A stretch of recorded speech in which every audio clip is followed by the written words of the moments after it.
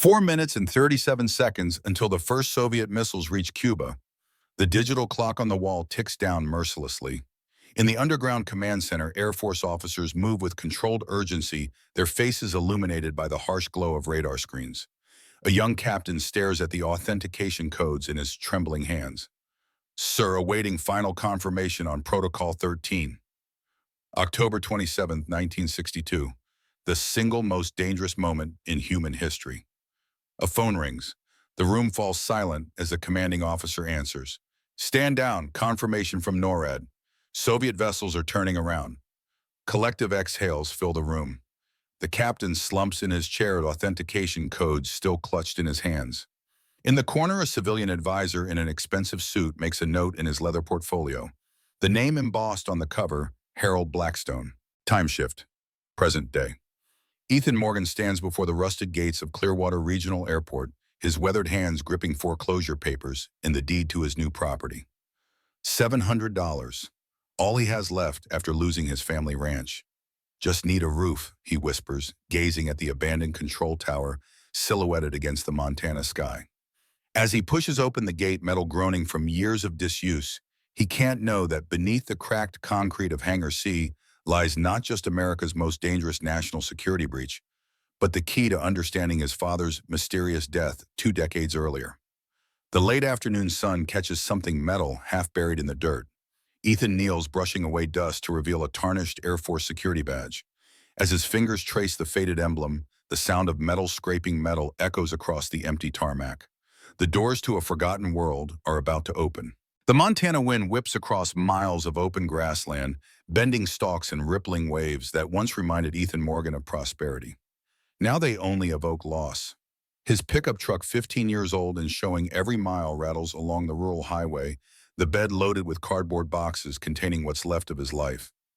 4th-generation rancher to homeless in 8 months, he mutters, adjusting the rearview mirror to avoid seeing the disappointment in his own eyes. 2 years ago, he'd managed 6,000 acres of prime Montana ranch land, 200 head of cattle, equipment worth more than most suburban homes. Then came the drought, the cattle disease, his parents' fatal car accident that revealed the mountain of debt they'd hidden from him. The bank took everything but this truck, his tools, and his dignity, though that too feels mortgaged. The sign for Clearwater Township appears population 2426, a forgotten place 3 hours from his former ranch. The kind of town where property goes for pennies on the dollar if you don't mind the isolation. Ethan pulls into the county administrative building, a plain brick structure with an American flag hanging limp in the still air. Inside, the air conditioning hums against the late summer heat. The county clerk's office smells of paper and industrial carpet cleaner. Mr. Morgan, a woman in her 40s, approaches, hand extended. Amanda Turner, County Property Office. We spoke on the phone about the auction lot. Ethan shakes her hand, his calluses catch against her smooth palm. Yes, ma'am. Appreciate you meeting me on short notice. Not a problem. Honestly, we're just glad someone's taking this property off the county's hands. Been seized for back taxes 5 years now.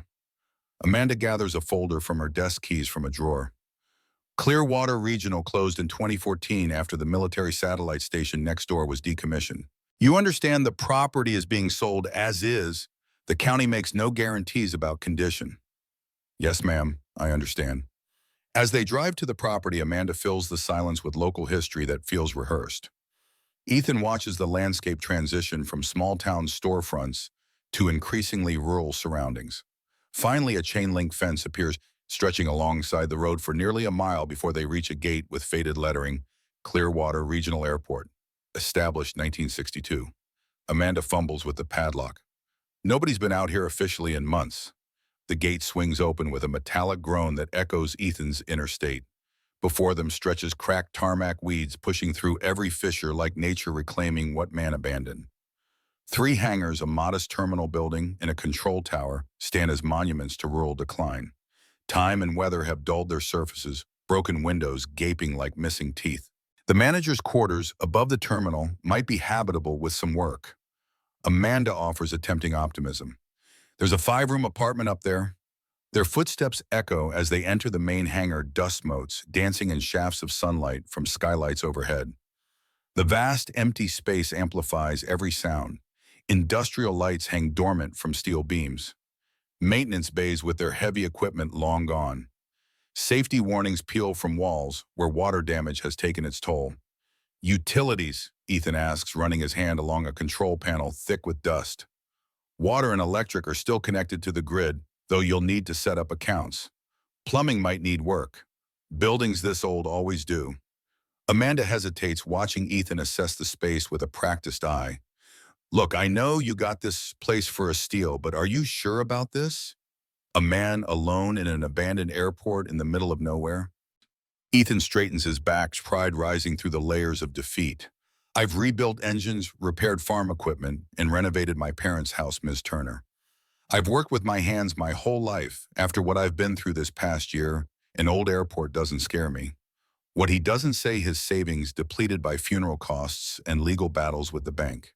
The small town of Clearwater offered the only property he could afford. This forgotten airfield purchased for the price of one decent saddle. Amanda hands him a ring of brass keys. Main gate, terminal door, hangar access, and these smaller ones for various storage rooms. The underground maintenance bay is beneath Hangar C. Probably best to keep that locked. Some old equipment is still down there. Ethan takes the keys, his trained eye noticing distinctive Air Force markings on the keyring. Military, not civilian. I can manage from here, he says. Relief crosses Amanda's face. Town hall's open weekdays if you need anything. Alone in what will become both his home and his fresh start, Ethan moves through the cavernous main hangar like a mechanic examining a new workshop. His experienced eyes see past the decay to the facility's bones, solid, practical, built to last. The steel framework, reinforced concrete, professional-grade electrical systems, all treasures waiting to be restored by someone who understands their value. The terminal building smells of dust and abandonment. Ethan climbs stairs to the former manager's apartment, surprised by its spaciousness. The furniture is gone, but the fixtures remain. Walk-in shower, industrial sinks, built-in shelving, and what appears to have been a communications room. With cleaning and minor repairs, it could be livable within days. He stands at the window, watching clouds race across the vast Montana sky, feeling the weight of the past year pressing down. His phone chimes with an incoming call, Montana Agricultural Association, his former employer. For a moment, hope flutters in his chest. He suppresses it quickly. They'd made their position clear when his ranch failed. Ethan Morgan speaking, he answers, keeping his voice professional. Morgan, it's Director Thompson. The association director's voice remains as crisp as ever. Martinez mentioned you'd left Montana. Something about buying property in, where was it? Clearwater, Ethan replies. Yes, I've purchased an old airport here. Clearwater. Thompson's voice sharpens. Isn't that where that military incident happened in the 90s? What possessed you to move there? Ethan doesn't mention his bankruptcy. Considered failure in Montana's tight-knit ranching community had effectively ended his professional prospects. It's a change of pace, he says neutrally. The property has potential. Good bones, lots of space. Well, Thompson's voice holds a note of condescension. When you're ready to return to serious work, let me know. We could possibly find something for you in the education department, more suitable for someone in your circumstances. After ending the call, Ethan lets out a long breath, fighting back anger that threatens to boil over. From respected fourth-generation rancher and agricultural consultant to relegated to teaching school children about farming, all because forces beyond his control had conspired against his family's legacy. As afternoon light begins to fade, Ethan makes his way to Hangar C, curious about the underground maintenance bay Amanda mentioned. Following the main corridor to the rear of the building, he finds a narrow staircase leading to the lower level. The temperature drops noticeably as he descends. Unlike the rest of the airport, the underground level shows no signs of water damage or significant deterioration. Its concrete walls and floors have withstood the passage of time. Ethan flips a switch, surprised when fluorescent fixtures flicker to life overhead. The maintenance bay dominates the space, industrial and austere. Heavy-duty lifts still in place. Drainage systems built into the slightly sloped floor. Metal cabinets line one wall, likely once containing tools and aircraft parts. As a former ranch manager responsible for maintaining heavy equipment, Ethan has seen many mechanical shops. But there's something uniquely interesting about this space where aircraft were serviced. Not frightening, but somehow inspiring. A monument to human ingenuity. On the far wall, partially concealed behind a rolling tool chest, he notices something unexpected. What appears to be a door, its outline barely visible beneath multiple coats of paint. Now that's interesting, he murmurs, examining the hidden entrance. He pushes the heavy cabinet aside, revealing a small, vault-like door with a sophisticated electronic keypad that still shows a faint power indicator light. It appears military-grade, suggesting this hidden room was part of the airport's connection to the nearby military installation. But why would a regional airport need a high-security vault? Checking his watch, Ethan decides to return to this mystery tomorrow. He needs to retrieve his belongings from the motel and begin making the apartment habitable. That night, lying on a sleeping bag in what will become his bedroom, Ethan scrolls through his phone researching Clearwater Regional Airport. Most articles focus on its operational history, serving the region from 1962 until closure in 2014. One detail catches his attention during the 1980s and 90s. The airport had been unofficially connected to the adjacent Clearwater Military Satellite Station, serving as a secondary transportation hub for personnel and equipment. A paragraph mentions an incident in '97 that led to the satellite station being temporarily placed under heightened security, though details are sparse. The station commander at that time, Colonel Harrison Mitchell, had apparently worked closely with the airport management during the security review. Military connections. Ethan's curiosity peaks. Could the vault in the maintenance bay be related to the satellite station? If it had remained sealed since the airport's closure, might it still contain materials from that era? Sleep comes fitfully that night, his dreams vivid and unsettling. Standing before the vault, as its doors slowly swing open, revealing shelves of classified documents and equipment marked with military insignia. He wakes at dawn, that dream so real, he half expects to find security clearance badges clutched in his hands. After a simple breakfast, Ethan drives to the local hardware store, purchasing cleaning supplies, basic tools, and an electronics repair kit. If the underground vault has a still active keypad, his experience fixing farm equipment might help him bypass the lock system.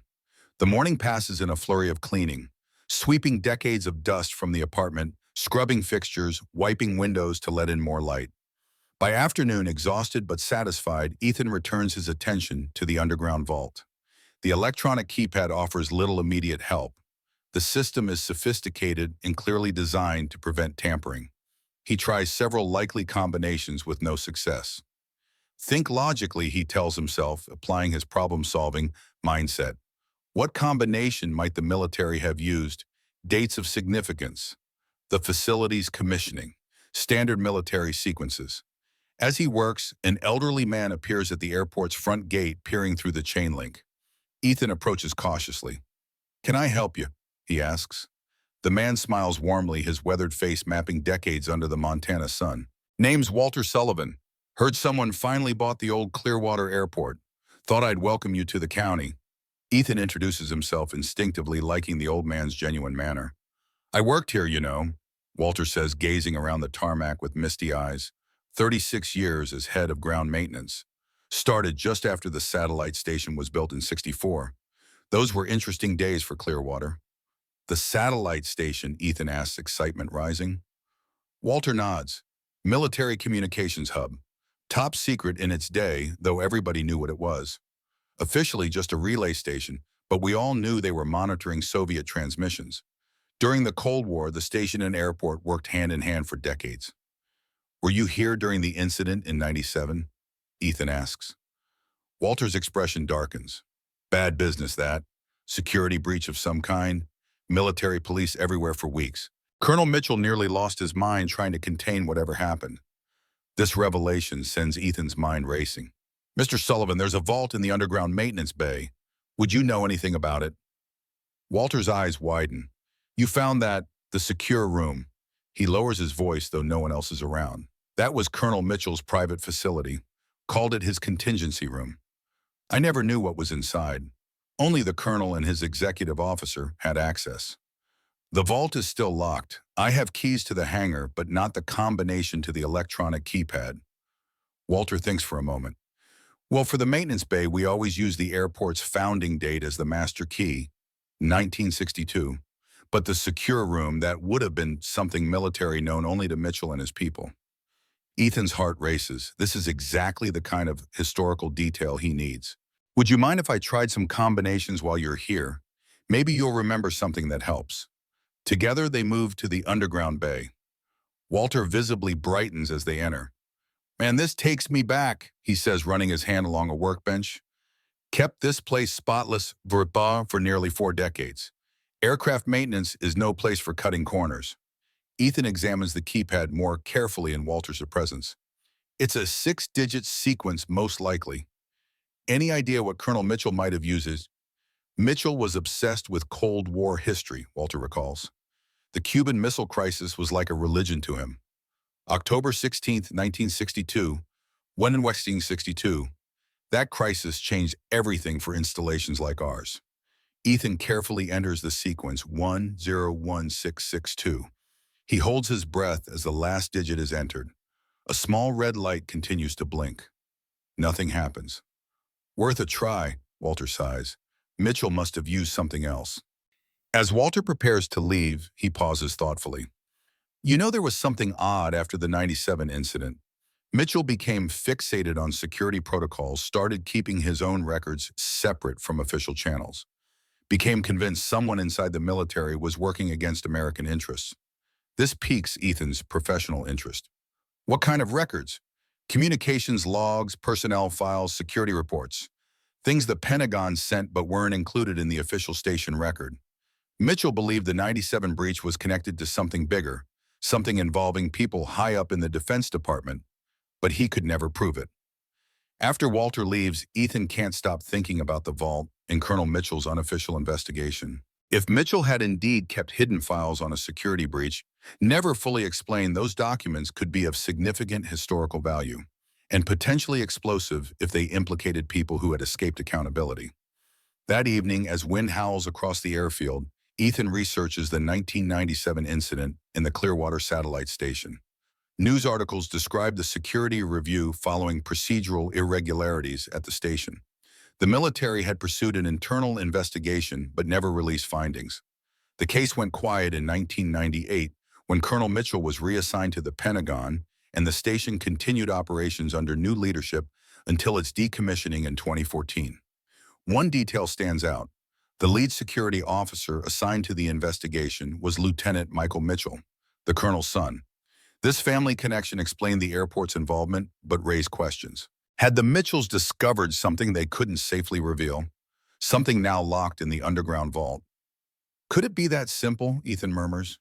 Moving back to the vault, he tries a new combination. The Air Force birthday, September 18, 1947. With renewed hope, he enters Air 91847. The small light turns green.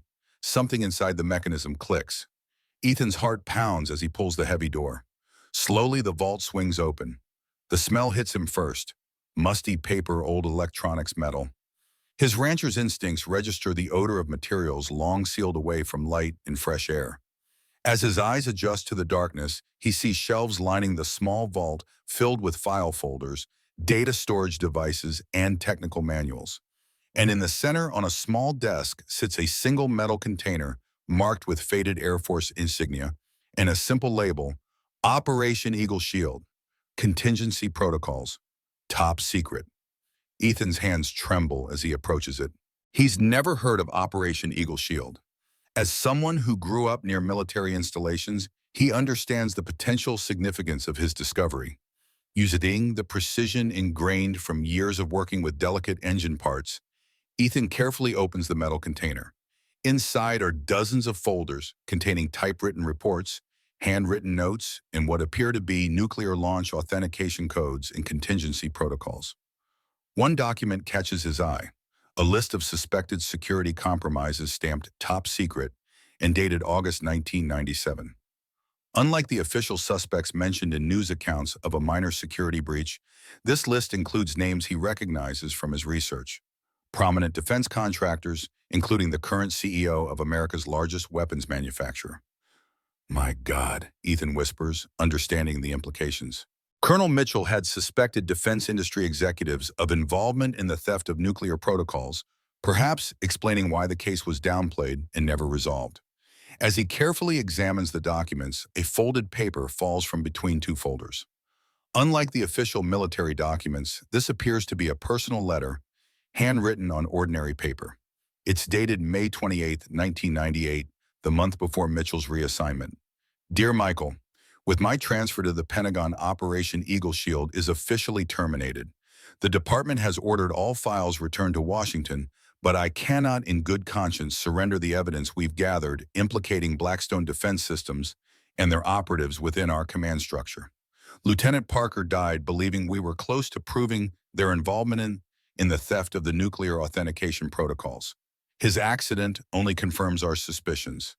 As discussed, these documents must remain sealed. The evidence is compelling but circumstantial, and Blackstone's influence extends to the highest levels of government. Perhaps in 30 years, when his protections have faded, the truth can emerge. Until then, I trust your discretion. Dad. Ethan sits back, overwhelmed by the implications. Colonel Mitchell had deliberately preserved evidence against a major defense contractor, hiding it in the airport's secure room when the official investigation was shut down, perhaps after the suspicious death of another officer. And somehow these files had remained sealed away, forgotten, after the station's decommissioning, undisturbed after the airport's closure. The question burning in Ethan's mind, what had happened to Blackstone Defense Systems and those implicated in these documents? As if in answer, he finds a newspaper clipping dated 2018. Former Defense Secretary Harold Blackstone dies at 92. The obituary describes him as a patriot who had served in government before founding Blackstone Defense Systems, which he led for 3 decades before retiring to Virginia in 1998. More importantly, it lists his only surviving family member grandson, Marcus Blackstone, who had returned to government service in 2017 as Deputy Director of Defense Procurement, after leading the family company for 20 years. Ethan continues examining documents, growing increasingly disturbed by their contents. The folders detail a sophisticated breach of nuclear command protocols.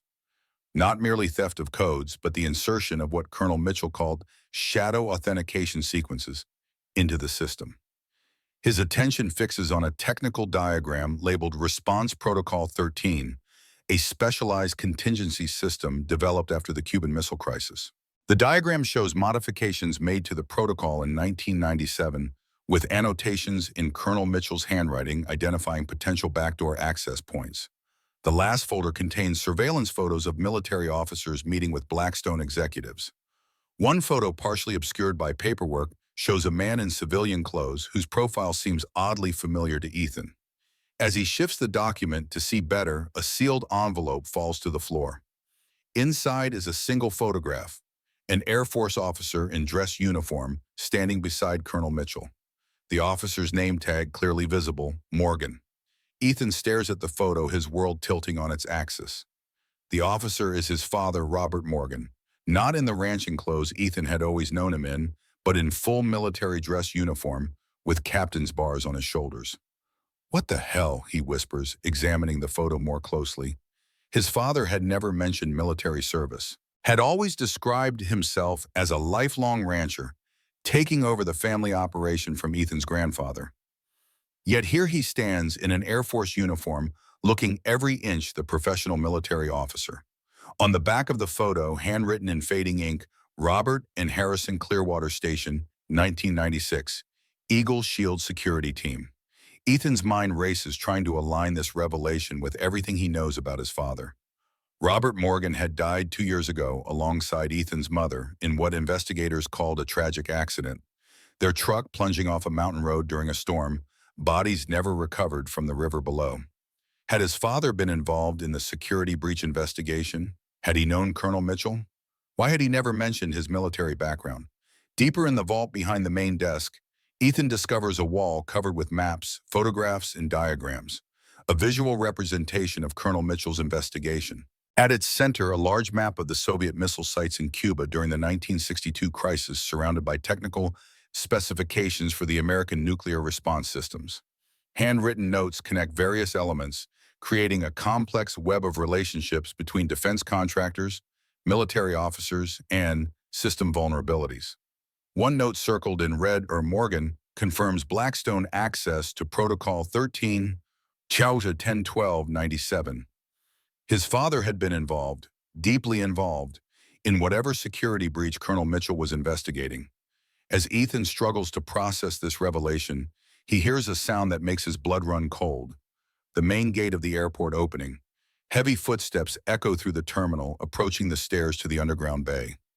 Ethan freezes, his mind racing. It's nearly midnight. No legitimate visitor would arrive unannounced. Quickly, he closes the metal document case and looks for a place to hide it. The vault has a small floor safe embedded in one corner, likely used for the most sensitive materials when the station was operational. He carefully places the case inside, closes it, then moves to the maintenance bay door. Through the partially open door, he can see two men descending the stairs. One is a stranger in an expensive suit, early 30s, athletic build with the bearing of someone accustomed to authority. The other is older, military posture expression, grim. "I'm telling you, Director, someone's opened the vault," the younger man is saying.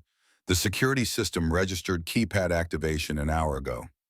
"Then where are the files?" the older man demands. "You assured me they'd be here undisturbed." "No one knows what they are," the younger man insists. "Even if this rancher found them, he wouldn't understand their significance." Ethan's heart hammers in his chest. They know exactly what the vault contained and had been monitoring the building, waiting for someone to solve the puzzle they couldn't. Now they want to ensure whatever was found remains buried forever. Making a split-second decision, Ethan quietly closes the maintenance bay door from inside, turning the key in the lock. The solid click echoes in the confined space. Outside, he hears the younger man's startled exclamation. "The maintenance bay! It's locked!" Footsteps rush toward the door, followed by the handle turning vigorously. "We need the key," the director barks. "I have a master set," the younger man replies, "but it will take time to find the right one." Ethan assesses his situation. The maintenance bay is secure for the moment, but has only one exit. His phone shows no signal in the underground level's thick walls.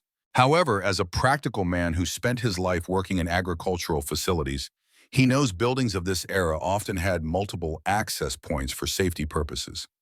Scanning the room carefully, he notices a small service hatch near the floor in one corner, partially hidden by a workbench. He moves the bench aside, revealing a hatch just large enough for a person to crawl through. It would likely lead to emergency access tunnels or utility conduits. The rusted hinges protest as he pulls it open, revealing a narrow tunnel that appears to lead toward the back of the property. Outside the maintenance bay door, he can hear the men trying various keys, getting closer to finding the right one. Ethan grabs his phone, using its flashlight to illuminate the passage.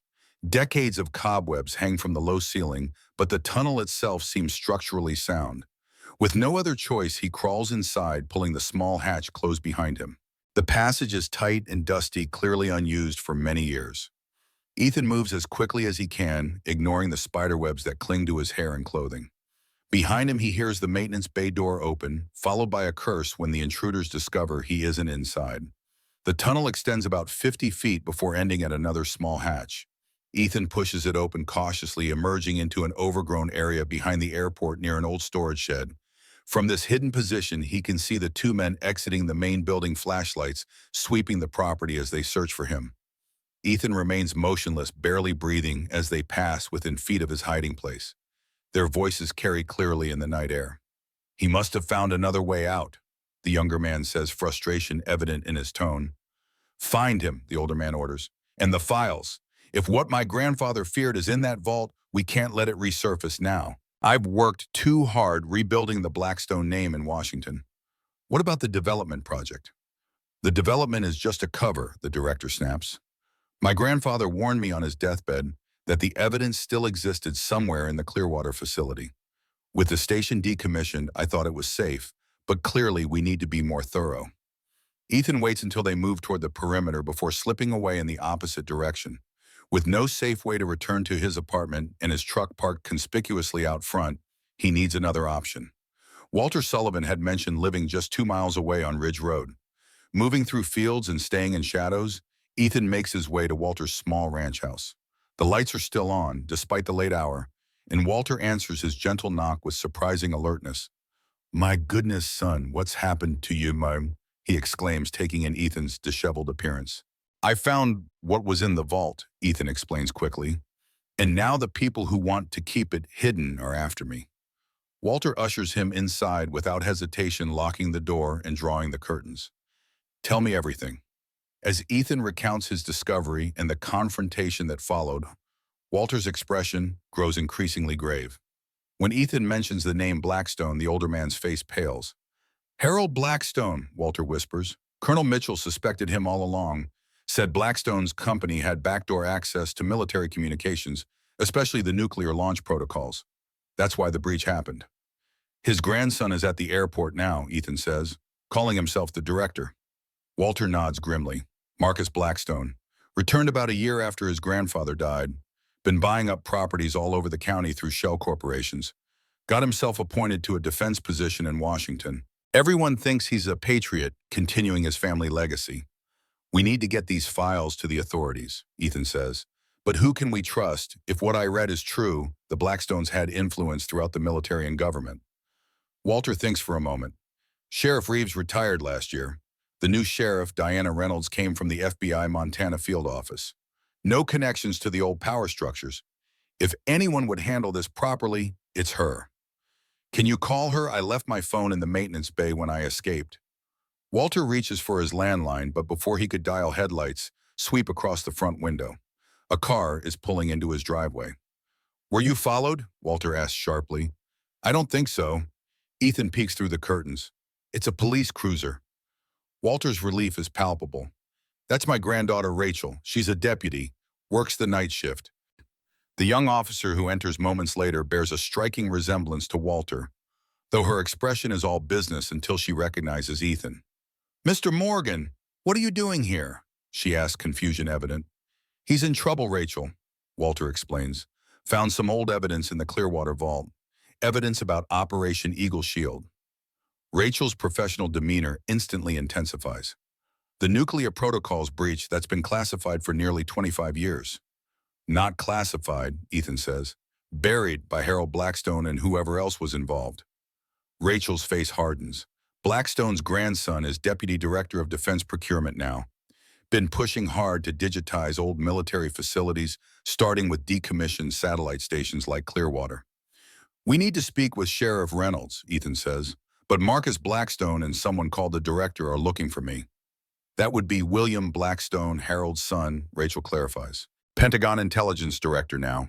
Visits from Washington once a month. She reaches for her radio. I'll contact the sheriff directly.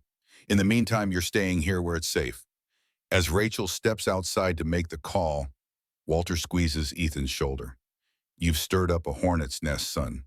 The Blackstones have been untouchable for generations. Their defense contracts built half the military's infrastructure. No one's ever stood up to them and won. I'm not trying to win, Ethan replies. I just want the truth to come out. Our national security was compromised, and the people responsible were never held accountable. When Rachel returns, her expression is grim. Sheriff's on her way, says to stay put and touch nothing until she arrives. She hesitates. There's something else. Director William Blackstone called in a trespassing complaint at the airport 20 minutes ago. Claimed the new owner was harboring stolen government property. 2 patrol units responded. Ethan's blood runs cold. They're trying to get back into the vault while making it look legitimate. Rachel nods. I bet on it. But here's the thing.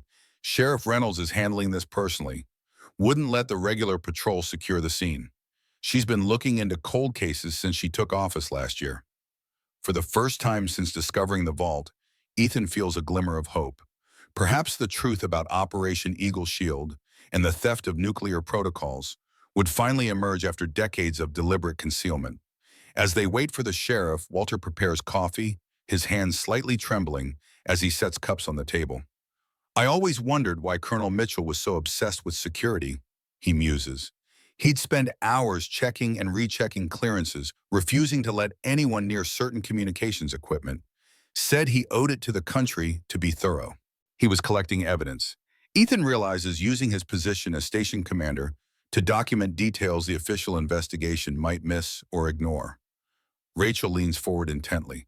If what you found is legitimate evidence connecting the Blackstones to selling nuclear protocols, it explains a lot about their continued influence, how the family maintained power for so long, why no one ever challenged them. Fear is a powerful motivator, Walter says quietly, especially when national security is at stake. The conversation halts at the sound of another vehicle pulling up. Through the window, they can see a sheriff's department SUV with lights flashing but no siren. A tall woman in uniform approaches the door with purposeful strides. Sheriff Diana Reynolds is younger than Ethan expected, perhaps early 40s with sharp eyes that miss nothing. As she enters the room, she nods to Rachel before turning her attention to Ethan. Mr. Yeah. Morganata, yeah. I understand you have found something significant at the Clearwater property, she says without preamble. Ethan explains his discovery in detail. The vault the military files Colonel Mitchell's letter implicating Harold Blackstone and his defense company in the theft of nuclear launch protocols and the current efforts by Blackstone's son and grandson to recover or destroy the evidence. The sheriff listens without interruption, taking occasional notes. When Ethan finishes, Reynolds' expression is grave but determined. I've secured the airport, she says. 2 of my most trusted deputies are guarding the maintenance bay. No one's getting into that vault without my authorization. She fixes Ethan with a direct gaze. But we need to move quickly. Director William Blackstone has considerable influence. He's already called the Pentagon, claiming this is a matter of national security that belongs under military jurisdiction. The files don't belong to the Blackstones, Ethan says firmly. They belong to the American people who deserve to know the truth about a breach of nuclear security protocols that was covered up because powerful men were implicated. Sheriff Reynolds nods. My thoughts exactly. I need you to take me to the vault. Show me exactly what you found, where it was positioned, everything. We need to document this discovery properly before anyone can interfere. Rachel steps forward. I'll escort you both. The Blackstones won't be expecting him to return so soon, especially with law enforcement. As they prepare to leave, Walter takes Ethan's hands in his own. Colonel Mitchell would be grateful to you, he says softly. He died believing the truth would never come out, that the country would never know how close we came to catastrophe. Ethan squeezes the older man's hands. The truth was just waiting for the right time, for someone who understood its value. Outside, the night has cleared, stars visible above Clearwater County's quiet landscape. As Sheriff Reynolds' vehicle moves toward the airport, Ethan feels a strange mixture of fear and determination. In just 4 days, his life has transformed from a desperate search for affordable housing to being at the center of a decades-old national security investigation. Ahead, the airport looms against the night sky, its abandoned control tower stark against the stars. Police vehicles surround the property, their lights casting alternating patterns of red and blue across the chain-link fence. Ethan takes a deep breath, steeling himself for what comes next. Some buildings held more than their apparent purpose within their walls. Some held secrets that demanded to be revealed no matter how long they had waited in darkness. The journey that had begun in bankruptcy and grief had led to an unexpected purpose, becoming the voice for a truth that could no longer be silenced. As they reach the airport entrance, Ethan notices something he'd missed earlier, a weathered plaque near the gate partially obscured by overgrowth. Clearwater Regional Airport, dedicated October 28, 1962. The day after the Cuban Missile Crisis ended, the day America stepped back from the nuclear abyss. Colonel Mitchell's obsession suddenly makes perfect sense. Ethan's attention shifts to a wall of photographs in the terminal building he hadn't noticed before. Faded images showing the airport's opening ceremony. In one photo, a young Air Force officer stands at attention beside a civilian in an expensive suit. Even in the grainy image, the resemblance is unmistakable. A young Harold Blackstone beside the man who would later become Colonel Mitchell.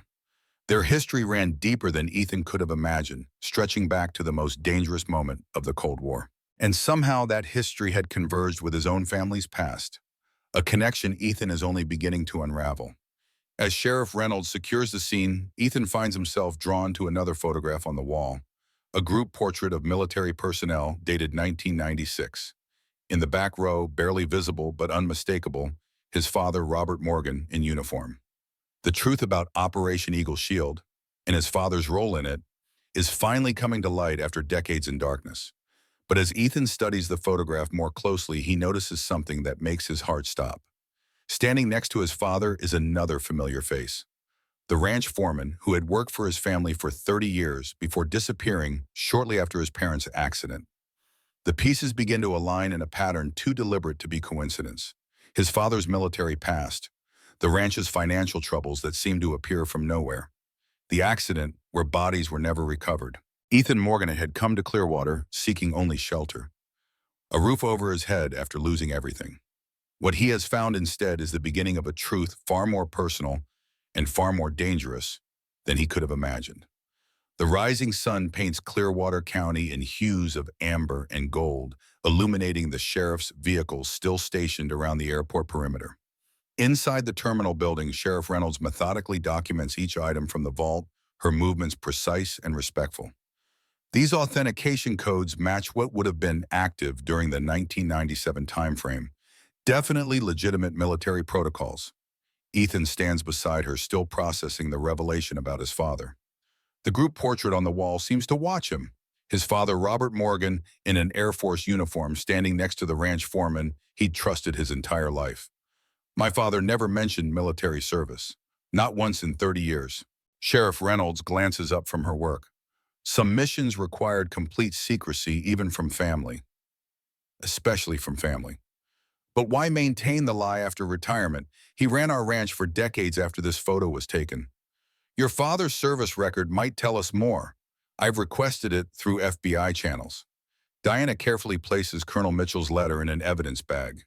Her methodical approach brings a strange comfort to Ethan, someone finally taking these revelations seriously. Mr. Morgan, these documents suggest Operation Eagle Shield wasn't just about stolen nuclear protocols. The Blackstones created backdoor access to America's launch systems. For what purpose? Leverage, control, the ultimate insurance policy. If you can secretly manipulate the nuclear response system, you own everyone in Washington. Rachel Sullivan enters, her expression tight with controlled urgency. Sheriff, we've got movement. 3 black SUVs approaching the North Access Road. Government plates. Reynolds secures the last evidence bag. Time's up. Get everything to the courthouse vault. The terminal fills with urgent activity as deputies pack evidence into secure containers. Ethan follows Reynolds to the window, watching the approaching vehicles with grim fascination. Director Blackstone doesn't waste time. He can't afford to, Reynolds replies. If these documents become public, 3 generations of his family face treason charges. Reynolds turns to Rachel. Take the evidence through the south exit. I'll handle our visitors. Rachel hesitates. They'll know we found something. Let them wonder what. Just get these files secured. Reynolds turns to Ethan. Mr. Morgan, you should go with Deputy Sullivan. You're the only civilian who's seen these files firsthand. We need your testimony. Ethan shakes his head. This is my property. I'm staying. With respect, sir, you've already been targeted once. The Blackstones won't hesitate. I've lost everything once already, Sheriff. I won't run from my own land again. Reynolds studies him, recognizing the steel beneath his calm exterior. All right, but stay behind me and say nothing. As Rachel departs with the evidence, Reynolds and Ethan position themselves at the main entrance. The 3 black SUVs pull up in tight formation. Men in dark suits emerge, flanking an older gentleman with military posture and cold, assessing eyes. Director William Blackstone, I presume. Reynolds steps forward, her stance casual but positioned to block the entrance. Sheriff Reynolds, I appreciate your prompt response to our trespassing report. Blackstone's voice carries the polished cadence of old Washington power. However, this is now a matter of national security requiring immediate Pentagon jurisdiction. Is that so? I'm not aware of any federal installations on county property. And this facility housed classified military communications for decades. The material inside remains property of the United States government. Interesting timing, Director. This property has been abandoned for years. Only when Mr. Morgan discovers something in the vault does it suddenly become urgent federal business. Blackstone's eyes narrow slightly, the only indication that Reynolds has scored a point. His gaze shifts to Ethan, assessing. Mr. Morgan, an unusual career change from ranching to property development. Necessity, not choice. Ethan's voice remains steady. Banks aren't particularly sentimental about family legacies. Indeed, life's misfortunes sometimes lead us down unexpected paths. Blackstone's smile never reaches his eyes. Nevertheless, any materials you discovered in the maintenance vault are classified. Handling them constitutes a federal offense. Reynolds steps forward. Director Blackstone, this is an active crime scene under county jurisdiction. Any materials found here are evidence in an ongoing investigation. Investigation into what precisely? Potential treason, conspiracy, and obstruction of justice dating back to 1997. For just a moment, Blackstone's composed facade cracks. Preposterous.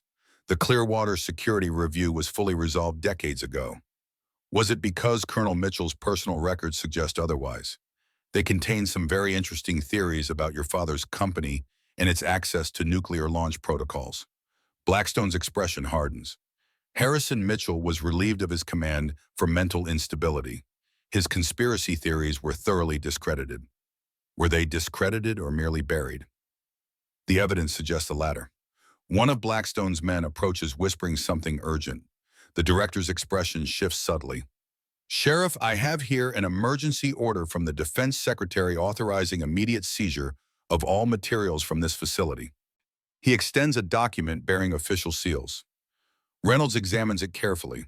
This appears to be an order director. However, I've already transferred all discovered materials to the county courthouse under judicial supervision. You're welcome to present this order to Judge Winters. I believe he's expecting you. The calculated move catches Blackstone off guard. You had no authority. I had every authority. Clearwater County holds jurisdiction until proven otherwise. Judge Winters is a former military prosecutor. He understands chain of custody procedures for sensitive materials. Blackstone's control slips momentarily, rage flashing in his eyes. You have no idea what you're interfering with, Sheriff. On the contrary, I think we're beginning to understand exactly what we're dealing with. Reynolds remains unintimidated. Now, unless you have a warrant to search Mr. Morgan's private property, I suggest you take your concerns to the courthouse. Blackstone glances at Ethan, his gaze calculating. This isn't over, Mr. Morgan. Involving yourself in matters of national security carries significant risks. So does covering up treason, Ethan replies evenly. Blackstone returns to his vehicle, leaving two agents behind. As the SUVs pull away, Reynolds turns to Ethan. That won't hold him long. He'll have a federal team here within hours. The evidence is secure. For now, but Director Blackstone has reached it. Even Judge Winters can't block indefinitely. She studies Ethan thoughtfully. There's something we're missing. Blackstone's reaction was too extreme for decades-old secrets. Unless the breach is still active, the documents mention backdoor access to nuclear systems, which would make this a current threat, not just historical corruption. Reynolds' radio crackles. Rachel's voice comes through tense and urgent. Sheriff, we've got a situation at the courthouse. Military vehicles just arrived. They're demanding the evidence under direct Pentagon authority. Judge Winters won't surrender jurisdiction without proper procedure. That's just it. The judge isn't here. His clerk says he was called to Helena for an emergency judicial conference. She's never heard of such a thing. Reynolds and Ethan exchange alarmed glances. They're isolating the evidence. Keep it secure. We're on our way. As they hurry toward the sheriff's vehicle, Reynolds' phone rings. Her expression darkens as she listens. When are you certain? She ends the call, turning to Ethan. Walter Sullivan was just admitted to Clearwater Memorial. Apparent heart attack. Too many coincidences, Ethan says grimly. The Blackstones are eliminating loose ends. We need to move quickly. As they drive toward town, Reynolds remains intensely focused on the road. Your father was there. Any indication he feared for his safety before the accident? Ethan thinks back, recalling details that seemed insignificant at the time. He increased security on the ranch about a month before, said it was because of equipment thefts in the area. And he sent me to an agricultural conference the weekend of the accident. First time in years he'd suggested I leave the ranch, keeping you safe. Maybe the accident happened on a road he'd driven thousands of times, and no bodies were recovered. The truck went into Crawford Gorge during spring flooding. Search teams found the vehicle 2 miles downstream, completely destroyed, but no remains. After 10 days, they called it recovery, not rescue. Reynolds' expression remains neutral, but her knuckles whiten on the steering wheel. Mr. Morgan, I need to ask something that may sound insensitive. Is there any possibility your father staged his death? The question hangs between them, crystallizing the suspicion that's been forming in Ethan's mind since seeing the photograph. 24 hours ago, I'd have said, absolutely not. Now, he stares out the window at the passing landscape. I don't know what to believe anymore. They arrive at Clearwater Memorial Hospital to find Walter in intensive care connected to monitors and oxygen. His granddaughter Rachel stands vigil beside him. Doctors say it was definitely a heart attack, she reports, but they found something else.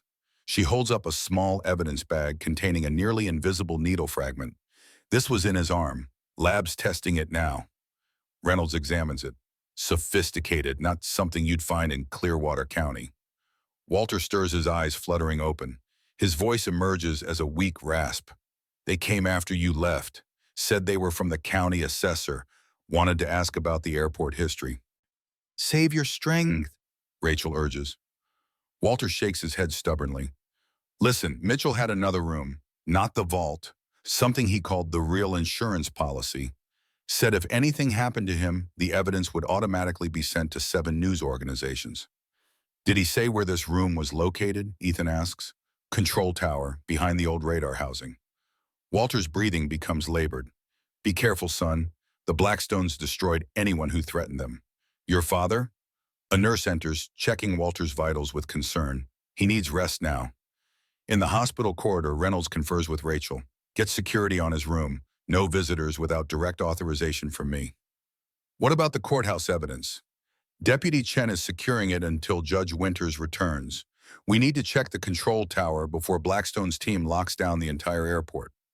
As they exit the hospital, a news van pulls into the parking lot. A reporter and cameraman quickly approach. Sheriff Reynolds, we received an anonymous tip about classified materials discovered at Clearwater Airport. Can you confirm rumors this relates to nuclear security protocols? Reynolds' expression reveals nothing. No comment during an active investigation. The reporter persists. Sources suggest this connects to the 1997 security breach at the military satellite station. Is the Pentagon involved? All questions should be directed to the department's Public Information Office. The reporter turns to Ethan. Sir, are you the new owner who discovered these materials? What exactly did you find? Ethan remains silent, following Reynolds' lead as they move past the media. In the car, Reynolds' calm exterior finally cracks. The story's leaking. Blackstone's controlling the narrative, making this about classified materials being mishandled rather than evidence of treason. The control tower might give us leverage, Ethan suggests, if Mitchell's insurance policy still exists after all these years. They arrive back at the airport to find the situation transformed. Military vehicles surround the perimeter. Armed personnel in Air Force security uniforms patrol the grounds. At the gate, a young officer blocks their path. I'm sorry, Sheriff, but this facility is now under military jurisdiction. We can't allow access without proper clearance. Reynolds displays her badge. This remains county property until a court determines otherwise. My orders come directly from the Pentagon, ma'am. As they argue jurisdiction, Ethan notices movement near Hangar B, civilian vehicles partially hidden behind the structure. Among them, a distinctive black truck he recognizes from his ranch, his former foreman's vehicle. Sheriff, he says quietly, we have another option. He leads Reynolds toward the perimeter fence on the north side away from the main security presence. The old fence has weakened over the decades with several sections partially collapsed from weather damage. I discovered this yesterday while exploring the property line. Ethan explains, showing her a gap just wide enough for a person to slip through. Once inside, they move cautiously through tall grass using abandoned equipment that is cover. The control tower stands isolated on the eastern edge of the property, its lower entrance now guarded by 2 Air Force security personnel. We need a distraction, Reynolds whispers. As if on cue, an argument erupts near the main terminal, local deputies challenging the military's authority to restrict access. The guards at the tower's base move toward the commotion. Ethan and Reynolds slip inside the tower, finding a stairwell leading upward. Decades of dust coat the steps, but recent footprints are visible. Someone has been here recently. The control room at the top remains largely intact radar equipment, communications consoles, and panoramic windows offering views across the entire facility. Everything covered in dust except for one section where the floor shows signs of recent disturbance. The radar housing, Ethan recalls Walter's words examining the large circular base that once held the airport's radar equipment. The heavy metal housing seems immovable until Reynolds discovers a recessed panel with another keypad. Mitchell used the Air Force birthday for the vault. Let's try the same. The code fails. Reynolds tries several military significant dates without success. Walter said this was Mitchell's real insurance, something more personal than military protocol. Ethan studies the control room, noticing a faded photograph still hanging on the wall, Colonel Mitchell with his son standing before the tower on what appears to be its dedication day. When was Mitchell's son born? Ethan asks suddenly. Reynolds checks her phone. Michael Mitchell, born October 28, 1962. The day after the Cuban Missile Crisis ended, the same day this airport was dedicated. Ethan enters 102862. The radar housing shifts with a pneumatic hiss, rotating to reveal a narrow staircase leading down into darkness. Reynolds draws her sidearm. Stay behind me. The concealed room beneath the radar housing is smaller than the vault, but contains more sophisticated equipment, a server rack humming quietly powered by what appears to be an independent generator system. One wall displays monitors connected to surveillance cameras throughout the airport. Mitchell created his own security system, Reynolds marvels, completely independent from the main facility. Ethan examines the server. This has been upgraded recently. These components weren't available in 1998. Someone's been maintaining it. A desk holds a single laptop computer, its screen displaying a password prompt. Beside it sits a sealed envelope marked with a simple instruction, in case of emergency. Reynolds carefully opens it, finding a handwritten note. To whoever finds this room, if you're reading this, either I'm dead or the system has detected unauthorized access to Protocol 13 nuclear authentication sequences. Everything you need is on this computer. Password, OCMS 1962. The evidence must reach the Joint Chiefs directly bypassing the Secretary's office. Trust no one in the defense procurement chain. Colonel Harrison Mitchell, USAF. Reynolds enters the password. The laptop screen fills with files organized by date, the most recent from just 3 months ago. These aren't just Mitchell's records, she says, voice tight with tension. Someone's been continuing his investigation for decades. Ethan opens a file labeled Morgan and finds himself looking at detailed reports spanning 20 years, surveillance logs, mission reports, and personal notes, all documenting his father's continued involvement in monitoring the Blackstone family long after the original investigation ended. The most recent entry is dated just 2 weeks before his parents' accident. Subject confirms Blackstone Defense Systems has implemented unauthorized access protocols in the Pentagon's new command infrastructure. Evidence secured. Proceeding with final documentation phase before disclosure. Ethan stares at the screen, a crushing realization washing over him. My father never stopped investigating them. And they discovered it, Reynolds concludes grimly. Another file contains surveillance photos taken at Ethan's ranch, his father meeting with a man Ethan doesn't recognize, exchanging documents in the barn away from the main house. That's 3 days before the accident, Ethan whispers. Reynolds opens a video file labeled Contingency Message. Colonel Mitchell's face appears, the recording dated 2010, 12 years after he left Clearwater. If you're viewing this, the worst has happened. Blackstone Defense Systems has maintained backdoor access to our nuclear command systems for over 40 years, beginning during the Cuban Missile Crisis, when Harold Blackstone served as a Defense Department advisor. What began as a contingency measure during our darkest hours became a multi-generational conspiracy to control America's nuclear response capability. The evidence compiled by myself, Lieutenant Parker, Captain Morgan, and others proves the Blackstone family has used this access to manipulate defense policy, secure billions in contracts, and eliminate anyone who discovered the truth. The full dossier is contained on this server, including the technical specifications of their current system infiltration. I've entrusted the maintenance of this facility to those I know I can trust. If you're seeing this, they've deemed you worthy of the same trust. God help us all. The recording ends. Ethan and Reynolds sit in stunned silence, the implications overwhelming. This goes beyond the 97 breach, Reynolds finally says.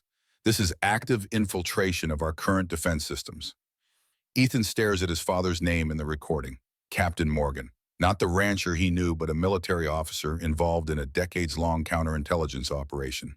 The surveillance monitors suddenly show increased activity at the main terminal. More vehicles arriving. Men in suits conferring with military personnel. We need to copy these files. Reynolds decides, inserting a drive into the laptop. As the data transfers, Ethan continues exploring the room. A metal cabinet yields more paper files, personnel dossiers on everyone connected to the original investigation and their current status. He finds his father's file, opening it with trembling hands. The first page contains standard military biographical information. Robert Morgan, Captain USAF, assigned to counterintelligence following distinguished service in strategic communications. But it's the status notation that stops his breath. Active, deep cover following Phase 3 contingency implementation. Sheriff, Ethan's voice is barely audible. My father's listed as active, Baramis. Reynolds looks up sharply. What? According to this file, he implemented something called Phase 3 contingency 2 years ago. He's not dead. That's impossible. The accident was staged. Ethan continues reading, his world tilting on its axis. He activated an emergency protocol after confirming Blackstone had compromised the new Pentagon command infrastructure. The accident provided cover for him to go underground and complete the investigation. Reynolds processes this, connecting pieces. The ranch foreman who disappeared, his handler most likely. Ethan flips through more pages, finding photographs of his father in different disguises dated after his supposed death. My whole life, everything I thought I knew about him was the cover he maintained to protect you? Reynolds finishes gently. Deep cover operatives often build entire identities. The data transfer completes. Reynolds pockets the drive. We need to get this to the FBI field office in Helena. It's the only way to ensure the evidence reaches the right people. As they prepare to leave, one of the surveillance monitors captures their attention, a familiar truck pulling up to Hangar C. Ethan's former ranch foreman steps out, scanning the surroundings before slipping inside. That's Travis Kelly, Ethan whispers. He worked our ranch for decades. Disappeared right after my parents' accident. Your father's contact, Reynolds surmises. He must be maintaining this facility. We need to talk to him. It's too risky. We have what we need. He knows where my father is. Before Reynolds can object further, Ethan is moving, taking the stairs 2 at a time. She follows, cursing under her breath. They exit the tower using parked vehicles as cover to reach Hangar C undetected. Inside, the space appears empty until the sound of movement comes from the underground maintenance bay. Descending the stairs cautiously, they find Travis examining the vault, which stands open and empty. Hello, Travis, Ethan says quietly. The older man spins, reaching instinctively toward his waistband before recognition registers. Ethan. He relaxes marginally, eyes shifting to Reynolds. You shouldn't be here. Neither should you if we believe your resignation letter. Something about retiring to Arizona. Travis sighs heavily. You found Mitchell's room. And my father's file. He's alive, isn't he? A long moment passes. Travis weighs his options before nodding once. Blackstone discovered he was gathering evidence. The accident was the only way to get him off the grid before they eliminated him too. Why maintain the lie? Why let me think? Because grief is the perfect cover. No one watches a man mourning his parents. No one suspects him of continuing his father's mission. The words land like physical blows. I was part of the operation without knowing. Your father insisted on keeping you clear of it. Wanted you to have the life he couldn't. Where is he now? Travis hesitates, glancing at Reynolds. She's seen everything, Ethan says. The file's Mitchell's message. We're transferring evidence to the FBI. That's exactly what we can't do. The Bureau's compromised at the senior levels. Blackstone's reach extends throughout the intelligence community. Then who can we trust? Reynolds demands. A special congressional committee was formed 6 months ago to investigate defense procurement irregularities. Your father has been feeding them information through secure channels. They're the only ones with both the authority and independence to act. I want to see him, Ethan insists. Not possible. His position is too precarious. He let me believe he was dead for 2 years. I deserve answers. Travis studies him, seeing Robert Morgan's determination in his son's eyes. There's a fallback protocol. If the primary evidence cache was ever discovered, we have instructions to move to secondary position. Where I can take you, but only you. Travis looks pointedly at Reynolds. I've sworn to uphold the law, she responds evenly. If what you're saying is true, we're dealing with treason at the highest levels of government. That evidence needs proper legal channels. With respect, sheriff proper channels are exactly what allowed this conspiracy to continue for decades. The evidence will reach the right people, but through secure means that Blackstone can't intercept. Reynolds considers this professional duty warring with practical reality. I can give you 12 hours. After that, I'm obligated to report everything we found. Fair enough. Travis turns to Ethan. We need to move now. Blackstone's people will be searching for you. What about the evidence from the courthouse? Ethan asked Reynolds. Deputy Chen will keep it secure. I'll coordinate with Judge Winters once he returns. Travis shakes his head. Judge Winters wasn't called to Helena. He's been detained by federal agents under national security protocols. Your courthouse evidence is already compromised. This confirmation of Blackstone's reach settles over them like a physical weight. Then the files from Mitchell's room are all we have left, Reynolds concludes. Not quite. Travis reveals a small device from his pocket. Your father maintained his own documentation separate from Mitchell's system, more detailed especially about the current infiltration. He leads them to a maintenance closet off the main hangar floor, revealing a hidden panel behind shelving units. Inside tactical, gear weapons, and communications equipment. Blackstone's team will lock down the airport completely within the hour. We need to be gone before that happens. Travis hands Ethan a Kevlar vest and practical clothing to replace his dusty attire. To Reynolds, he offers a secure satellite phone. Untraceable, direct line to the Congressional Committee's security team. They'll extract you safely if needed. I still have jurisdiction here, she reminds him. With respect, sheriff jurisdiction means nothing to the people hunting us. They've disabled judges, manipulated federal agencies, and eliminated witnesses for decades. Your badge won't protect you. Reynolds accepts the phone, recognizing the truth in his words. Travis checks the surveillance feeds on a tablet. Perimeter patrols are concentrated on the main access points. Our best exit is through the old drainage culvert on the north boundary. The same one I used as a kid to sneak onto the runway and watch planes land, Ethan recalls. Travis smiles faintly. Your father mentioned you did that, said you always had more curiosity than sense. This small human detail about his father remembering and sharing Ethan's childhood adventures hits harder than any revelation about secret identities or covert operations. As they prepare to depart, the distant sound of helicopter rotors grows steadily louder. Military transport. Travis identifies the sound without needing to look. Blackstone's bringing in reinforcements. Moving with practiced efficiency, Travis leads them through the hangar's back exit using buildings and equipment for cover as they approach the northern perimeter. The culvert, a large drainage pipe passing under the perimeter fence, remains exactly as Ethan remembers, though smaller to his adult frame. Tight fit, he observes. Freedom always is, Travis replies. They crawl through one by one, emerging into dense underbrush beyond the airport boundary. Travis leads them through wooded terrain to a hidden trailhead where two dirt bikes wait camouflaged under branches. Sheriff, your vehicle is parked at the Clearwater Diner 2 miles east. Keys under the rear bumper. Reynolds nods, understanding the need for separation. 12 hours, then I take everything I know to the Helena FBI field office. They'll be waiting for you there, Travis warns. Then I'll find another way. But the truth comes out one way or another. As Reynolds departs toward town, Travis secures their equipment on the bikes. Your father had contingency plans for every scenario. Finding the vault was anticipated, though not this quickly. Where are we going? Old hunting cabin in the National Forest. 20 miles by Road 12 by these trails. Your father is waiting there. As they prepare to start the bikes, Travis pauses, fixing Ethan with an intent gaze. What you learned today will change everything. Your father didn't choose this life, it chose him. Just like it's chosen you now.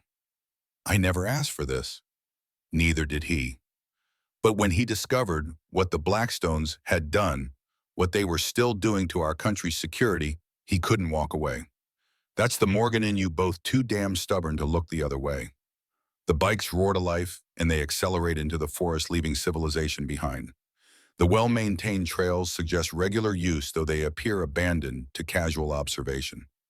An hour later, they approach a ridge overlooking a valley where a small cabin nestles against dense pine forest. No vehicles visible, no smoke from the chimney, nothing to suggest occupation. Your father chose this location carefully, Travis explains as they dismount. Natural surveillance advantages, multiple escape routes, off-grid power system. He leads Ethan to the cabin, approaching from an angle that keeps them concealed by trees. At the door, Travis knocks in a specific pattern. The door opens to reveal a man Ethan hasn't seen in 2 years, his father Robert Morgan. Older, grayer, with a beard that never existed during his ranching days, but unmistakably him. For a moment, neither speaks. The weight of deception, duty, and reunion too heavy for words. Then Robert Morgan steps forward, embracing his son with fierce intensity. "I never wanted this for you," he whispers. "I'm sorry, son." Inside the cabin, the rustic exterior gives way to sophisticated equipment, communications arrays, computer systems, and walls covered with investigation materials. A command center disguised as a hunting retreat. Robert Morgan has aged a decade in 2 years, the strain of his mission evident in the deep lines of his face. But his eyes remain sharp, assessing his son with a mixture of pride and regret. "You found Mitchell's vault." "By accident," Ethan confirms. "I just needed somewhere to live after losing the ranch." A shadow crosses Robert's face. The ranch, another casualty of this war. The bank foreclosure was engineered by Blackstone's subsidiaries after they discovered I was getting close to proof. "You could have told me, warned me, and make you a target too. They killed Parker when he got too close. Tried to eliminate Mitchell. I couldn't risk them coming after you. So you died instead." The bitter edge in Ethan's voice is unmistakable. "It was the only way to complete the investigation without endangering you. As long as you believed the official story, you were safer." "Safe, I lost everything. Our family legacy, generations of work gone. Land can be reclaimed, lives can't." Robert's voice hardens. "The Blackstones have compromised America's nuclear security for 3 generations. What started as Harold Blackstone's insurance policy during the Cuban Missile Crisis became a family enterprise selling access, manipulating defense policy, eliminating threats." He activates a display screen showing technical schematics. "This is Protocol 13, a secondary nuclear authentication system created during the darkest hours of the Cuban Missile Crisis. Harold Blackstone was a Defense Department advisor with unprecedented access. He built a backdoor into the system, originally as a failsafe, if regular command channels were destroyed. The display shifts to show subsequent modifications spanning decades. When the crisis ended, Blackstone should have disclosed the backdoor.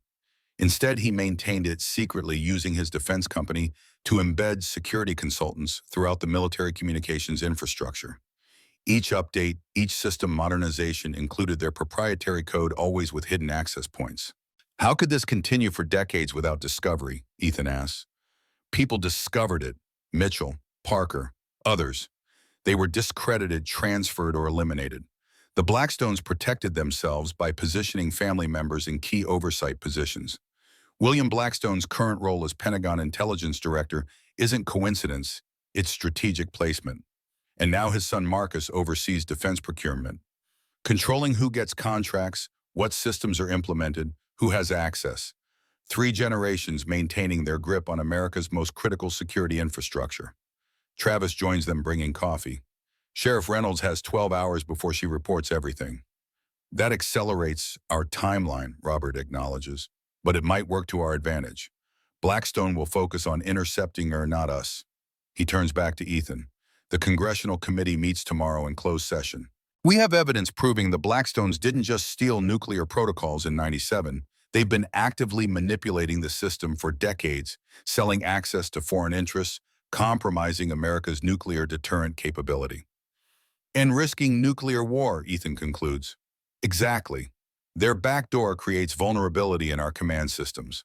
If discovered by hostile actors, it could be exploited to prevent America from responding to an actual nuclear attack."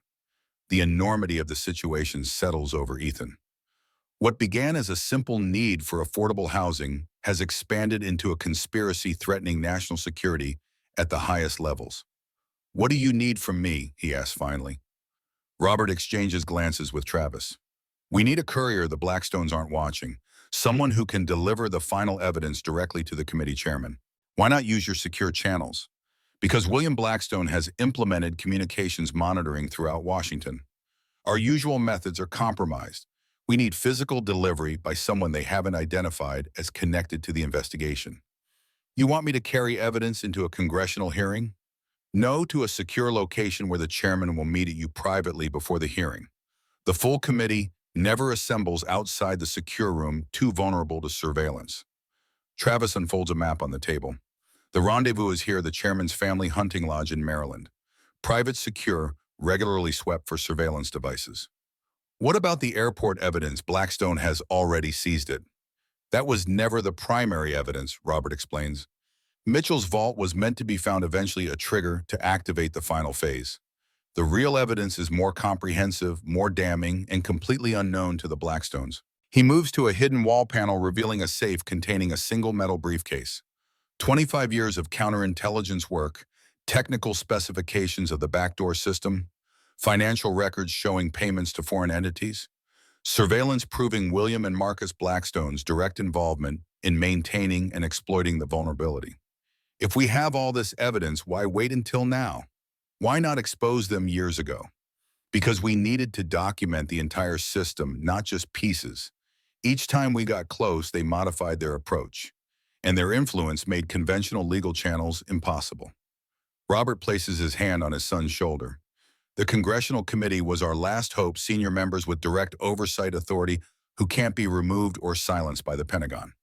A secure phone on the communications array chimes. Travis answers, his expression darkening as he listens. We have a problem. Sheriff Reynolds never reached town. Her vehicle was found abandoned at a roadside rest area. Signs of struggle.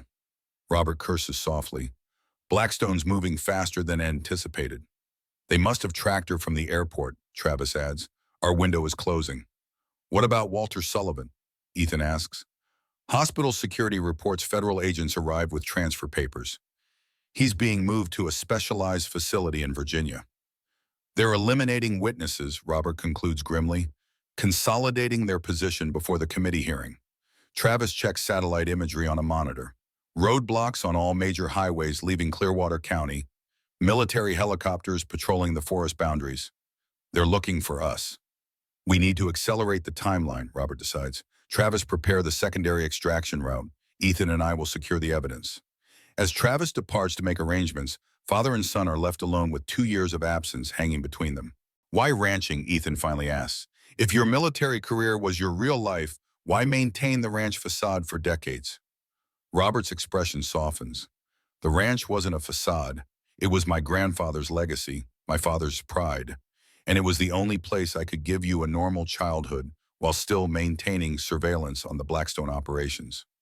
Normal, you were gone for weeks sometimes, agricultural conferences and equipment auctions. Cover for operational meetings. The ranch's isolation provided perfect conditions for secure communications. Travis was my handler, making sure I could balance both worlds. Mom knew, Robert nods slowly. She knew everything. Met her during my first assignment investigating Blackstone defense systems. She was a data analyst at the Pentagon, the one who first identified anomalies in the communication protocols. This revelation staggers Ethan. Both parents, his entire family history, part of an operation he never suspected. Is she alive too? Pain flashes across Robert's features. No, the accident. His voice breaks. They weren't targeting both of us. She wasn't supposed to be in the truck that day. The raw grief in his father's eyes answers questions Ethan hasn't asked. Some parts of their life had been real after all. I wanted to come back, Robert continues.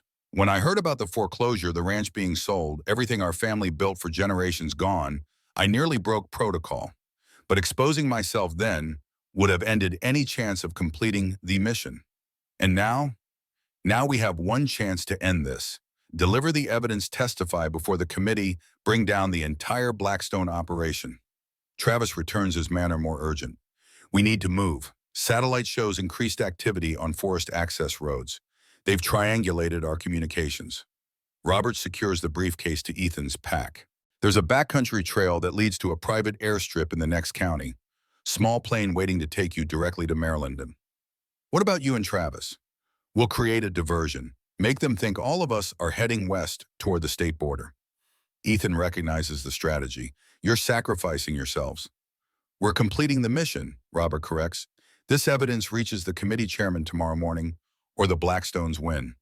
Travis hands Ethan a satellite phone and weapon. Emergency protocols programmed. Authentication codes for the committee's security team. The weapon is last resort only. Outside, the sound of helicopter rotors grows louder. The cabin's surveillance system shows thermal imaging of vehicles approaching from multiple directions. They found us faster than expected, Travis notes grimly. Robert checks the escape route one final time. The creek bed provides cover for the first mile. After that, follow the ridge trail until you reach the marker 3 stacked stones beside a lightning-struck pine. Turn east there for 2 miles to the airstrip. He embraces his son one last time. Complete the mission, Ethan. Finish what Mitchell started 25 years ago. Come with me. Can't. They're tracking us through satellite thermal imaging. 3 heat signatures leaving together would confirm their target. Separated, you have a chance. The cabin's perimeter alarm activates silent to them, but visible on the security display. Multiple figures approaching from the south. Go, Robert urges. Travis and I will draw them off. As Ethan moves toward the rear exit, Robert calls after him, Son, I never lied about what matters. Everything I taught you about honor duty, integrity that was real. The ranch, our family legacy, it was worth protecting. Just like this country is worth what we're doing now. Ethan pauses at the threshold. When this is over, find me at Crawford Gorge, where it began. With a final nod, Ethan slips into the forest, the weight of his father's mission now resting on his shoulders. Behind him, Robert and Travis prepare their diversion, ready to sacrifice everything to complete a 25-year quest for justice. The dense forest canopy provides cover as Ethan follows the creek bed, moving swiftly despite the rough terrain. His rancher's instincts, reading land tracking, navigating by natural features, serve him well now. Skills his father had insisted he learn, preparing him for a moment neither acknowledged might come. A mile from the cabin, the sound of gunfire erupts in the distance. The diversion has begun. Helicopter rotors beat overhead, searchlights sweeping through the trees, but focused away from his position, drawn to his father's tactical deception.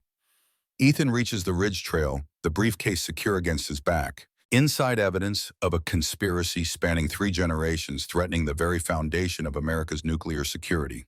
Evidence his father spent decades collecting, his mother died protecting, and now he must deliver to prevent catastrophe. What began as a desperate search for affordable housing after losing his family ranch has become something far greater, a mission to expose treason at the highest levels of government and defense contracting.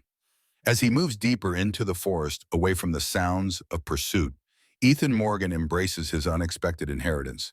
Not the ranch that defined 4 generations of his family, but the duty to protect a nation from enemies within. The ultimate family legacy.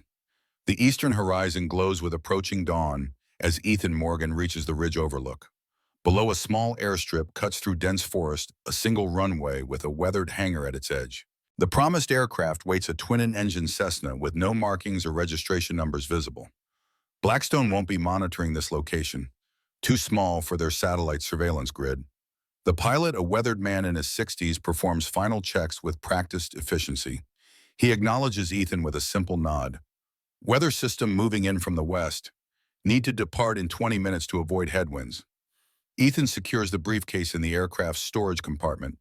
Its weight, physical and symbolic, has left marks on his shoulders during the overnight trek through wilderness. Any word from the cabin, my father? Radio silence is protocol during extraction. Will receive updates once airborne. The eastern sky brightens as they complete pre-flight preparations. The pilot's movements are military precise, suggesting a background beyond civilian aviation. You've done this before. 30 years with Air Force Special Operations. Now I fly select missions for people who still remember my call sign. As they prepare for takeoff, a distant sound catches Ethan's attention, helicopter rotors approaching from the west. Military transport, 7 minutes out based on acoustics. The pilot increases his pace. Strap in, we're leaving. The aircraft accelerates down the narrow runway, lifting just as the tree line approaches. Banking sharply east, they gain altitude over the Montana wilderness. In the distance, Ethan glimpses the military helicopter, changing course, attempting to intercept. They've spotted us. Expected. The pilot maintains his course. We have a 15-minute head start and better maneuverability. Their flight ceiling is higher, but we're running lower and faster through terrain they can't navigate. True to his assessment, the helicopter falls behind as they thread through mountain passes that would be suicide for larger aircraft. 20 minutes later, they emerge from the range into wider airspace. We're clear for now. 3-hour flight to our first refueling point in North Dakota. From there, we switch aircraft and continue east. Settled into cruising altitude, Ethan examines the satellite phone Travis provided. A text message has arrived. Package in transit. Decoys active. Proceed to delivery point. My father and Travis got away. They're professionals. Creating distractions is what they do best. The journey continues eastward, a carefully choreographed sequence of small airfields, aircraft changes, and refueling stops designed to evade detection. No flight plans filed, no communications beyond necessary navigation exchanges. By early afternoon, they're crossing Minnesota in their third aircraft, a different pilot at the controls. Final approach in 4 hours. Chairman's security team will meet you at the landing site. Ethan's thoughts drift to Sheriff Reynolds, her vehicle abandoned with signs of struggle. To Walter Sullivan in hospital being transported to a specialized facility in Virginia. To his father and Travis creating diversions in the Montana wilderness to ensure his escape. All pawns sacrificed to protect the mission, delivering evidence that could topple 3 generations of the Blackstone family and expose a conspiracy threatening America's nuclear security. The satellite phone vibrates with another message. Clearwater Airport completely locked down. Military sighting training exercise. Local media blocked from perimeter. Blackstone consolidating control, eliminating loose ends, preparing his defense. By twilight, they're approaching the eastern seaboard. The final aircraft, a sleek corporate jet with diplomatic markings, descends toward a private airfield in rural Maryland. Security vehicles wait on the tarmac, men in dark suits scanning the surroundings with professional vigilance. Congressional security detail, they'll escort you to the chairman. The aircraft taxis to a stop. Ethan secures the briefcase, his father's mission now firmly in his hands. As he disembarks, a senior security officer approaches. Mr. Morgan Thomas Ward, head of security for Chairman Hargrove. We've been expecting you. The briefcase contains everything, 25 years of evidence. We'll ensure it reaches the chairman securely. Please come with me. The security team moves with practiced efficiency, transferring Ethan to an armored SUV. The vehicle departs immediately, part of a 3-car convoy leaving in different directions, standard counter-surveillance procedure. The chairman is waiting at his family's hunting lodge, secure location regularly swept for surveillance devices. As they drive through darkening countryside, Ward briefs Ethan on security protocols. The committee hearing is scheduled for 9 a.m. tomorrow. Chairman Hargrove wants to review the evidence privately, first understand exactly what we're dealing with before presenting it to the full committee. Has there been any interference from Blackstone? Director William Blackstone requested a pre-hearing briefing with the chairman this morning. Unusual timing. The chairman declined, citing scheduling conflicts. They know something's coming. Perhaps, but they don't know what or from whom. Your father's operational security has been impeccable. The convoy navigates rural back roads, avoiding main highways where surveillance would be easier. An hour later, they approach a gated property deep in Maryland forest. Hargrove family land since the 1800s. The chairman's grandfather built the hunting lodge as a retreat during the Cold War. Ironically appropriate for our current situation. The lodge emerges from the darkness, a substantial timber structure combining rustic aesthetics with modern security features. Floodlights illuminate the clearing. Armed personnel patrol the perimeter. Inside, Chairman James Hargrove waits in a wood-paneled study. In his 70s, with the bearing of a former military officer, he exudes the gravitas of someone accustomed to handling national security matters. Mr. Morgan, your father's reputation precedes you. You knew him. By reputation only. His work in counterintelligence was legendary among those cleared to know. Please have a seat. I understand you've brought conclusive evidence regarding the Blackstone situation. Ethan places the briefcase on the chairman's desk. 25 years of documentation, technical specifications, financial records, surveillance. Everything proving the Blackstones created and maintained unauthorized access to America's nuclear command systems. Hargrove examines the contents with growing concern. This goes beyond anything we anticipated. The committee was investigating defense procurement irregularities. This suggests systematic compromise of our entire nuclear security infrastructure. 3 generations of Blackstones have maintained backdoor access originally created during the Cuban Missile Crisis. They've used it to manipulate defense policies, secure billions in contracts, and eliminate anyone who threatened to expose them. And you discovered this while purchasing an abandoned airport. I found Colonel Mitchell's vault containing initial evidence. My father, whom I believe died 2 years ago, has been working undercover to complete the investigation Mitchell started in 1997. Hargrove's expression reveals nothing. Your father falsified his death. After Blackstone discovered he was gathering evidence, the ranch foreclosure, the accident, all engineered to stop his investigation. Yet he continued. Apparently it's a family trait, stubborn persistence. Hargrove allows a slight smile. Indeed, your family has served this country with distinction, often without recognition. He examines technical documents detailing the backdoor system. This confirms our committee's suspicions about Blackstone defense systems. We began investigating procurement irregularities last year when their subsidiary received a no-bid contract for the new command infrastructure, despite technical evaluations favoring their competitors. The latest evolution of their decades-long strategy, each system upgrade includes their proprietary code with hidden access points. And now Marcus Blackstone oversees the procurement process that awarded his family's company the contract. Textbook conflict of interest. Hargrove sets aside the technical specifications, focusing on surveillance logs. These operatives within the Pentagon all compromised. According to my father's investigation, some knowingly complicit, others manipulated through career incentives or coercion. This explains resistance we've encountered during our inquiry. Witnesses, suddenly unavailable documents reclassified without justification, intelligence assessments contradicting established facts. Ward enters with urgent news. Sir, we've just received word. Sheriff Reynolds of Clearwater County has been located. She's being transported to Walter Reed under federal custody. Diagnosis: attempted suicide. That's impossible, Ethan protests. She was helping us investigate.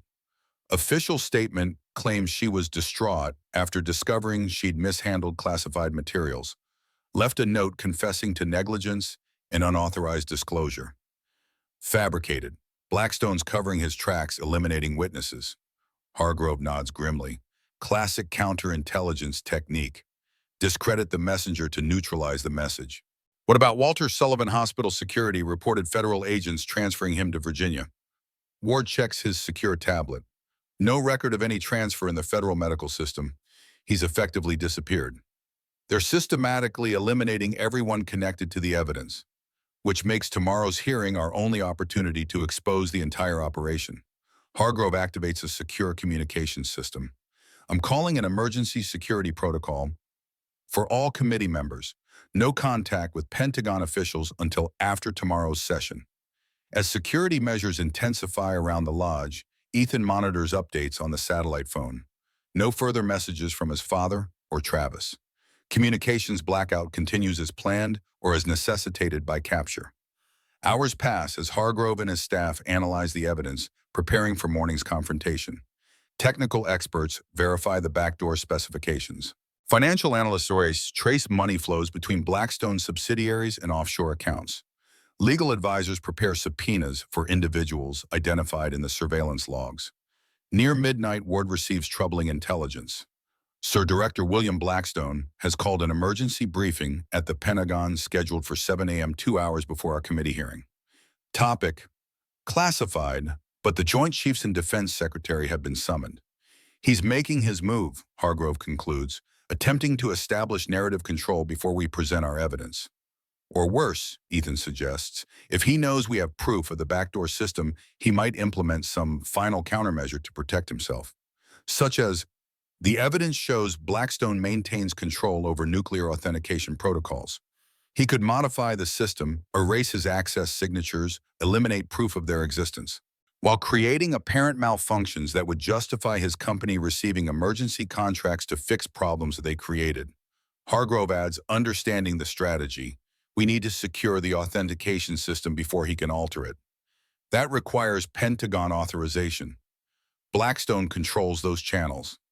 Not all of them. Hargrove activates a secure line. This goes directly to the chairman of the Joint Chiefs, bypassing standard protocols. A contingency measure for exactly this type of situation. The call connects to General Marshall Anderson, chairman of the Joint Chiefs, whose gravelly voice fills the secure line. Jim, it's 2 in the morning. This better be important. Marshal, I'm invoking Oversight Protocol 7. We have credible evidence that nuclear command protocols have been compromised by defense contractors, specifically Blackstone Defense Systems. A momentary silence. That's a serious accusation against one of our primary contractors. I have documentation proving 3 generations of Blackstones have maintained unauthorized access to authentication sequences. Evidence suggests William Blackstone may attempt to modify the system before our committee hearing tomorrow morning. His emergency briefing at 0700. Precisely, we need immediate security lockdown on all command infrastructure. No system modifications without dual authentication from your office and mine. You understand what you're asking? This will create significant disruption throughout the command structure. I wouldn't ask if the evidence weren't compelling. 25 years of counterintelligence work documenting systematic compromise of our nuclear security protocols. Where did this evidence originate? Robert Morgan's investigation, continuation of Operation Eagle Shield. Another pause longer this time. Morgan, I thought he died 2 years ago. Apparently reports of him were strategically exaggerated. His son delivered the complete dossier tonight. Morgan was one of our best. If this came from him, Anderson's voice hardens with decision. I'll implement the security lockdown immediately. No system access until further notice. And Jim, watch yourself. If Blackstone has the reach, your evidence suggests he won't go down without a fight. With immediate technical threats, contained attention turns to physical security. The lodge transforms into a fortress, additional personnel, deployed surveillance systems, activated evacuation protocols, established. We should move the hearing to a more secure location, Ward suggests. No Hargrove counters. The committee room is swept daily for surveillance devices. Moving would alert Blackstone that something's changed. We maintain course present our evidence as planned, but with enhanced security measures. Dawn approaches with tense anticipation. Ethan receives a cryptic update on the satellite phone. Decoys maintained. Primary assets secure. His father and Travis remain free, still implementing their part of the operation. As the security team prepares for departure to Washington, an urgent alert comes through secure channels. Their satellite imagery shows multiple vehicles approaching our location from the south. Military transport profile, no identification transponders. Blackstone found us, Ethan realizes. How? Ward reviews security protocols. All communications were through secure channels. No digital footprint. Unless Hargrove examines the briefcase that delivered the evidence. Standard counterintelligence technique. Track the package, not the messenger. A thorough scan reveals a sophisticated tracking device embedded in the briefcase's lining, activated only when the case was opened at the lodge. Ingenious. Dormant until the evidence was actually accessed, preventing premature detection. Evacuation protocol. Alpha. Ward orders immediately. Chairman departs via emergency route. Evidence secured in secondary containment. The lodge erupts in controlled urgency. Armed personnel establish defensive positions, while Hargrove and key staff prepare for immediate departure. Mr. Morgan comes with us, Hargrove insists. His testimony is essential to contextualizing the evidence. As they move toward the helipad behind the lodge, the approaching vehicles accelerate. Security feeds show men in tactical gear deploying from transport vehicles. Federal Tactical Response Team, Ward identifies, but operating without standard protocols or identification.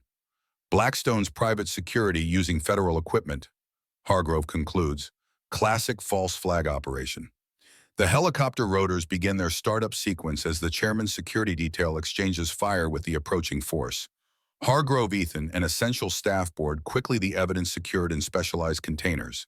Primary target is the evidence, Ward reminds the defensive team. Protect the chairman's departure at all costs. The helicopter lifts off as gunfire intensifies around the lodge. Rising above the tree line, they bank sharply east toward Washington. Security breach occurred after I contacted General Anderson, Hargrove notes. Suggests Blackstone has surveillance capacity within the Joint Chiefs communication system. The infiltration is more extensive than we realized, which makes the committee hearing our only remaining option. The evidence must be presented in public session where it can't be buried or classified into oblivion. The flight to Washington takes 20 minutes, the helicopter landing at a secure facility where additional vehicles await. The convoy proceeds to Capitol Hill through morning traffic, additional security vehicles joining at predetermined points. Director Blackstone's emergency briefing begins in 30 minutes, Ward reports. General Anderson implemented the security lockdown, but Blackstone will certainly be aware something's happening. He'll accelerate his timetable, Hargrove predicts, attempt to discredit our evidence before we present it. The Capitol's security procedures slow their progress, identification, verification weapons, screening classified material protocols.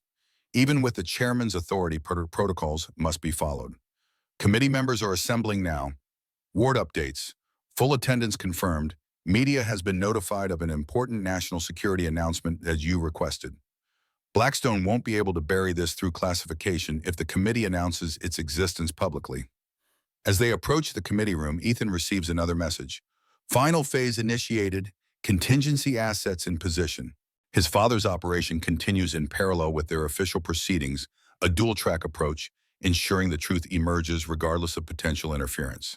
The committee room hums with anticipation. Senior representatives from both parties assembled for what was described only as urgent national security oversight. Media representatives wait in the press area aware something significant is unfolding, but uncertain what. Hargrove takes his position at the center of the committee dais. Ethan is directed to the witness table, the evidence containers positioned beside him. The hearing will commence in 5 minutes, Ward announces. Director William Blackstone has requested to address the committee before formal proceedings. Denied, Hargrove responds firmly. Standard procedures will be followed. The committee presents its evidence first, then relevant agencies may respond. As final preparations continue, the committee room doors open to admit a distinguished elderly man in a wheelchair accompanied by military aides. The members fall silent, recognizing General James Mitchell, former chairman of the Joint Chiefs, now in his 80s and rarely seen in public since his retirement. General Mitchell, Hargrove acknowledges with surprise. We weren't expecting you. Some matters require personal attention, Mr. Chairman. I understand you're presenting evidence regarding Operation Eagle Shield. Yes, sir. Documentation of the Blackstone family's unauthorized access to nuclear command systems. Then I should be here. Harrison Mitchell was my brother. His investigation became my responsibility after his death. This revelation ripples through the committee. Colonel Harrison Mitchell's brother, the former top military officer in the country, had continued the investigation privately. Your brother believed the Blackstone family compromised our nuclear security protocols, Hargrove confirms. He knew it with certainty, couldn't prove it to legal standards at the time. Technology limitations, classification barriers, political interference. But he preserved what evidence he had, knowing someday it would matter. General Mitchell turns to Ethan. You must be Robert Morgan's son. The resemblance is striking. You knew my father. Recruited him personally after Harrison's investigation was officially terminated. Your father's technical expertise made him ideal to continue the work discreetly. The committee room doors open again, admitting several military officers in formal uniform. At their center walks Director William Blackstone, his expression controlled but eyes burning with intensity. Chairman Hargrove, I must protest this irregular proceeding. The matters you're preparing to discuss involve highly classified national security protocols. Indeed, they do, Director. Specifically, how your family has compromised those protocols for 3 generations. Baseless accusations from discredited sources. The Pentagon has already determined. The Pentagon's assessment was compromised by your influence, Director. This committee has independent oversight authority precisely to address such situations. Blackstone notices General Mitchell momentary surprise crossing his features before his mask of control returns. General Mitchell, I wasn't aware you were still active in security matters. Some obligations never end, William. Protecting our nuclear command systems from compromise is one of them. The committee members take their positions as Hargrove calls the session to order. Camera lights illuminate, recording a historic confrontation decades in the making. This emergency session will address evidence of systematic compromise of America's nuclear command and authentication systems by private defense contractors, specifically Blackstone Defense Systems, spanning 3 generations of leadership. Blackstone interrupts. Mr. Chairman, I must inform the committee that Sheriff Reynolds of Clearwater County has formally recanted her statements regarding materials found at the decommissioned satellite station. She acknowledges mishandling classified information while emotionally distressed. Sheriff Reynolds was abducted and is being held against her will.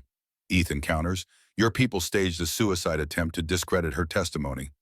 Serious accusations, Mr. Morgan, particularly from someone with no security clearance or relevant expertise. I understand you're a rancher who recently lost his family property. Perhaps grief has affected your judgment. My expertise comes from my father, Captain Robert Morgan, Air Force Counterintelligence, the man your family has been trying to silence for decades. Blackstone's composure falters momentarily. Robert Morgan died 2 years ago in a tragic accident. Did he hide? Or was that simply what you needed to believe while he completed his investigation? The committee room doors open once more. A man enters, silver-haired military bearing his face weathered, but eyes sharp with intelligence. Robert Morgan, very much alive, flanked by FBI agents. I believe I'm scheduled to testify today, Mr. Chairman. The room erupts in shocked murmurs. Blackstone stares as if seeing a ghost, his carefully constructed world beginning to crumble. Captain Morgan, Hargrove acknowledges, your timing is impeccable. Traffic was lighter than expected. Robert approaches the witness table, briefly squeezing his son's shoulder as he passes a gesture carrying 2 years of absence and explanation in a single touch. Director Blackstone, he acknowledges his adversary with professional courtesy. Your father would be disappointed in your operational security. He was much more careful covering his tracks. This is irregular and inappropriate, Blackstone protests. Captain Morgan has no active security clearance. His presence violates multiple protocols. His clearance was never revoked, Director, General Mitchell interjects, merely transitioned to deep cover status. The paperwork is quite in order. Robert Morgan takes the oath, then faces the committee with the gravity of a man delivering testimony decades in preparation. Mr. Chairman, committee members, I present conclusive evidence that Harold Blackstone, while serving as Defense Department advisor during the Cuban Missile Crisis, created unauthorized access protocols within America's nuclear command systems. What began as a contingency measure during national emergency became a multi-generational enterprise to maintain control over our most sensitive security infrastructure. Robert methodically presents the evidence, technical specifications proving the backdoor existed, financial records showing payments from foreign entities for intelligence derived from the access surveillance, documenting William and Marcus Blackstone's continuation of their family's operation. The '97 security breach at Clearwater wasn't a theft of nuclear protocols. It was discovery of the Blackstone backdoor by Colonel Harrison Mitchell. His investigation was systematically undermined, witnesses eliminated, evidence classified beyond reach. Lieutenant Parker died in a staged accident. Colonel Mitchell was discredited and transferred. Blackstone's composure cracks further as Robert details operations the director believed untraceable. When conventional channels failed, Colonel Mitchell preserved evidence in a secure vault at Clearwater Airport. His brother General Mitchell recruited me to continue the investigation after Harrison's death. For 25 years, we've documented the Blackstone family's ongoing compromise of our nuclear security systems. Circumstantial evidence and conspiracy theories. Blackstone interjects desperately. Nothing that would withstand proper scrutiny. Perhaps this will meet your evidentiary standards, Director. Robert produces a final piece of evidence, a recorded conversation between William Blackstone and his son Marcus, discussing system modifications to the newest command infrastructure. The recording plays with damning clarity. The Congressional Committee is getting too close. We need to implement the final protocol update before they discover the access pathway. Dad, we can't rush this. Changing authentication sequences requires systematic testing. We don't have time for standard procedures. Hargrove's committee has obtained Mitchell's files from Clearwater. If they find the technical specifications, they won't understand them without context. The system architecture is deliberately obscured. We can't risk exposure, not after 3 generations maintaining this access. Your grandfather built this for national security during Cuba. I expanded it for financial security during the Cold War. Your generation will use it for global security in this new era. By selling access to strategic partners. By ensuring America's nuclear capability remains under proper supervision ours. The Pentagon's leadership changes with every administration. Our family provides continuity of oversight and billions in defense contracts. A reasonable compensation for our service. The recording ends. The committee room remains silent, the evidence overwhelming in its implications. William Blackstone stands his authority evaporating with each passing moment. That recording is doctored, inadmissible. It was obtained through legal counterintelligence operations authorized by General Mitchell under National Security Directive 63, Robert counters, and its authenticity has been verified by 3 independent forensic labs. Blackstone looks desperately toward the military officers who accompanied him, finding no support in their professional expressions. The chairman of the Joint Chiefs, General Anderson, enters the room, his presence signaling the military's position in this unfolding drama. Director Blackstone, I've implemented security protocols locking down all nuclear command systems pending complete review. Your emergency briefing this morning has been canceled. You've exceeded your authority, General. The Defense Secretary has been briefed on the evidence and recused himself given his previous employment with Blackstone's subsidiary companies. Hargrove addresses the committee. The evidence presented today documents the most significant breach of nuclear security protocols in American history. 3 generations of the Blackstone family have maintained unauthorized access to our command systems, compromised our deterrent capability, and eliminated those who threatened to expose them. He turns to Blackstone. Director, this committee will refer criminal charges to the Justice Department. The evidence suggests treason, conspiracy, unauthorized access to classified systems, and multiple counts of obstruction of justice. Blackstone's veneer of control finally shatters. You understand nothing about national security. My grandfather created those access protocols when nuclear annihilation seemed imminent. The official chain of command was potentially compromised. He built a fail-safe insurance against catastrophic failure. A fail-safe he never disclosed when the crisis ended. Robert responds. A backdoor he maintained secretly, then expanded into a family enterprise. Someone needed to maintain continuity of oversight. Political appointees come and go. Career bureaucrats lack technical understanding. My family provided stability across administrations. While selling access to foreign interests, Hargrove adds, the financial records are quite clear on that point. Strategic information sharing. Maintaining global balance. Criminal conspiracy, General Anderson corrects. Compromising America's most critical security systems for profit and influence. FBI agents move to formally take Blackstone into custody. He stands rigidly, 3 generations of power and influence collapsing around him. My grandfather saved this country during Cuba.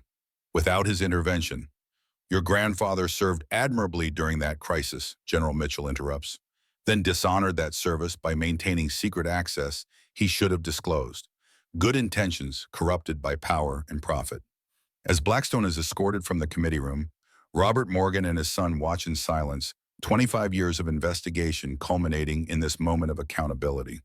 The committee proceeds with formal recommendations, comprehensive security review of all defense systems, independent oversight of authentication protocols, criminal prosecution of all involved in the conspiracy. Afterward, in a private room off the committee chamber, father and son finally have a moment alone. 2 years of absence, deception, and parallel missions hanging between them. The ranch was never just a cover, was it? Ethan asks. You love that land. More than anything except your mother and you.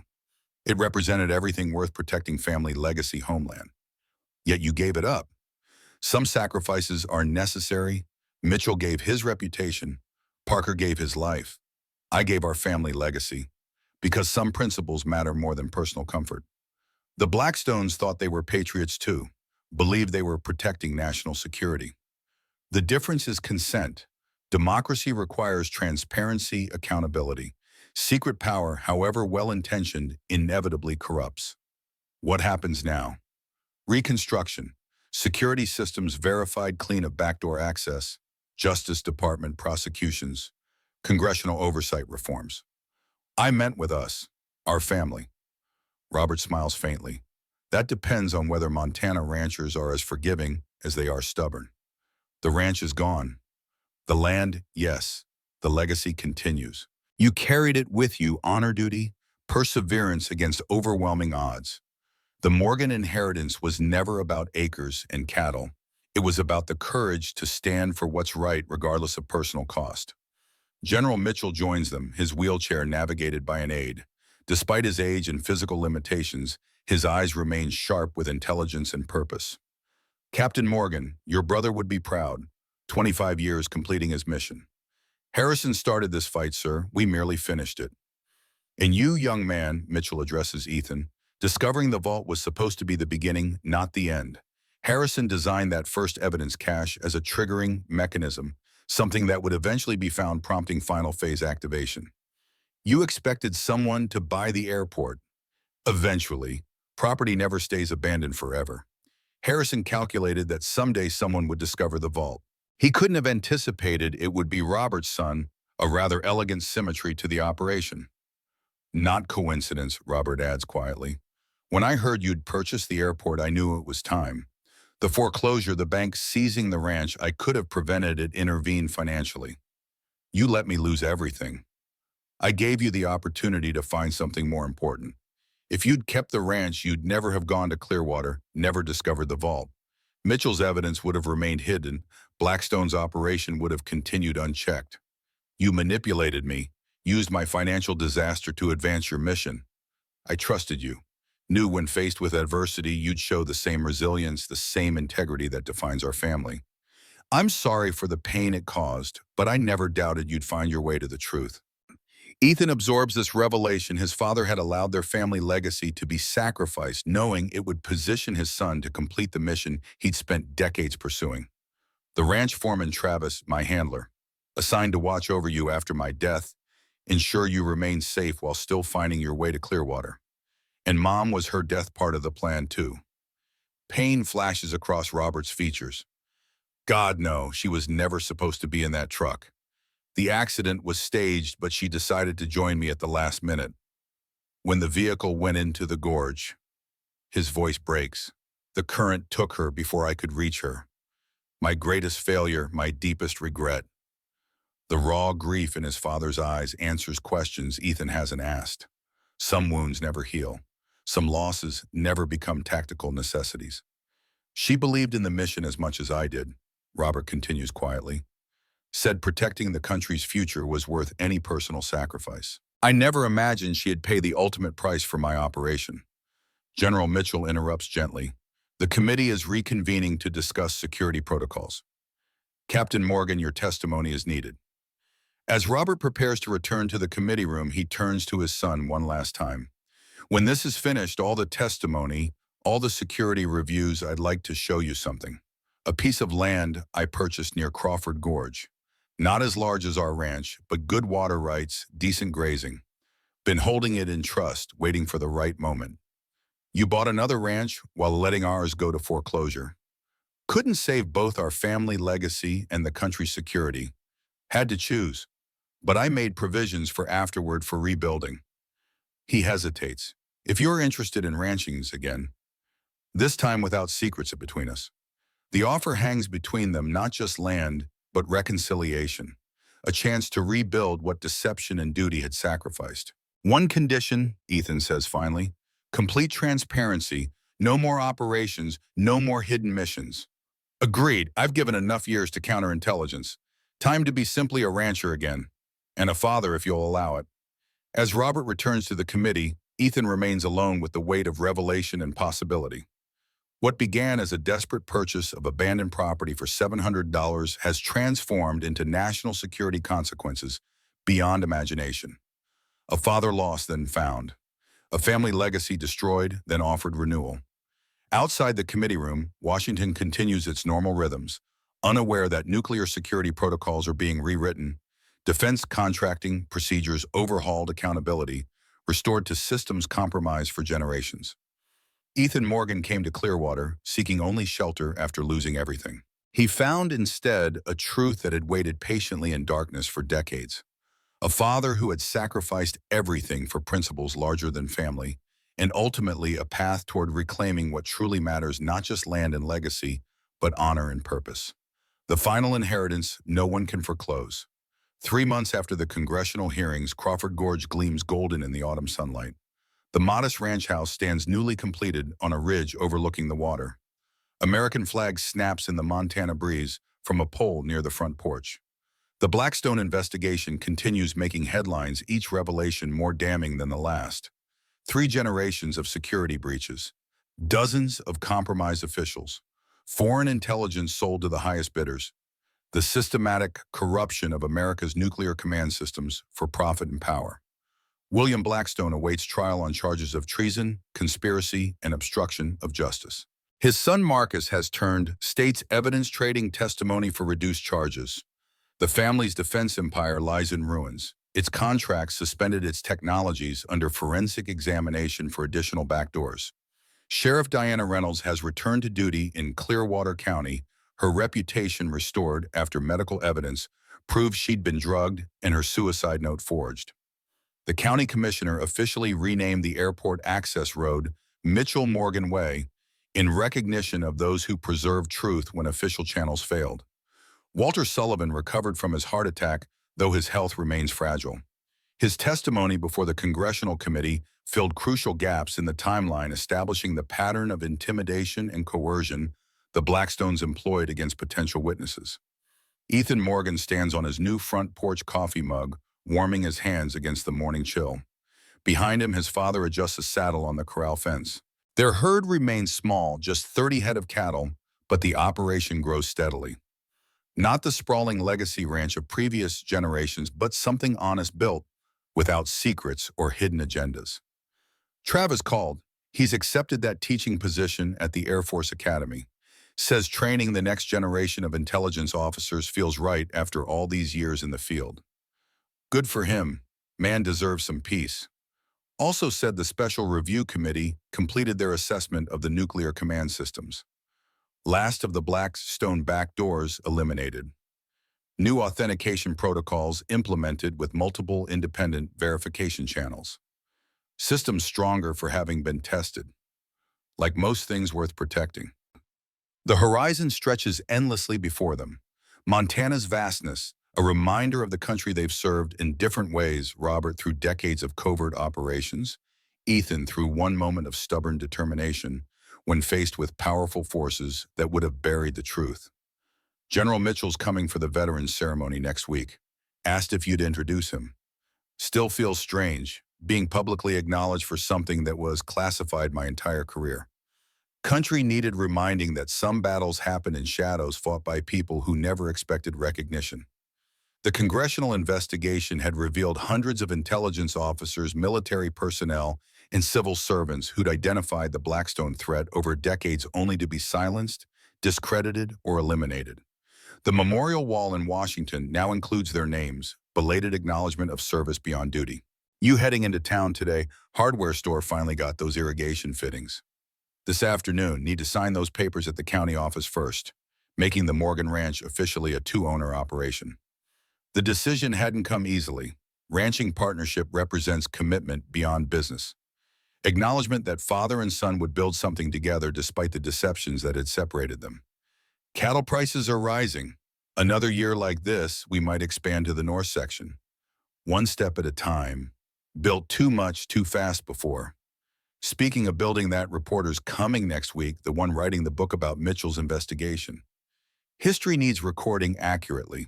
Too many convenient narratives about national security that hide more than they reveal. In the distance, a truck approaches along the winding road leading to their property.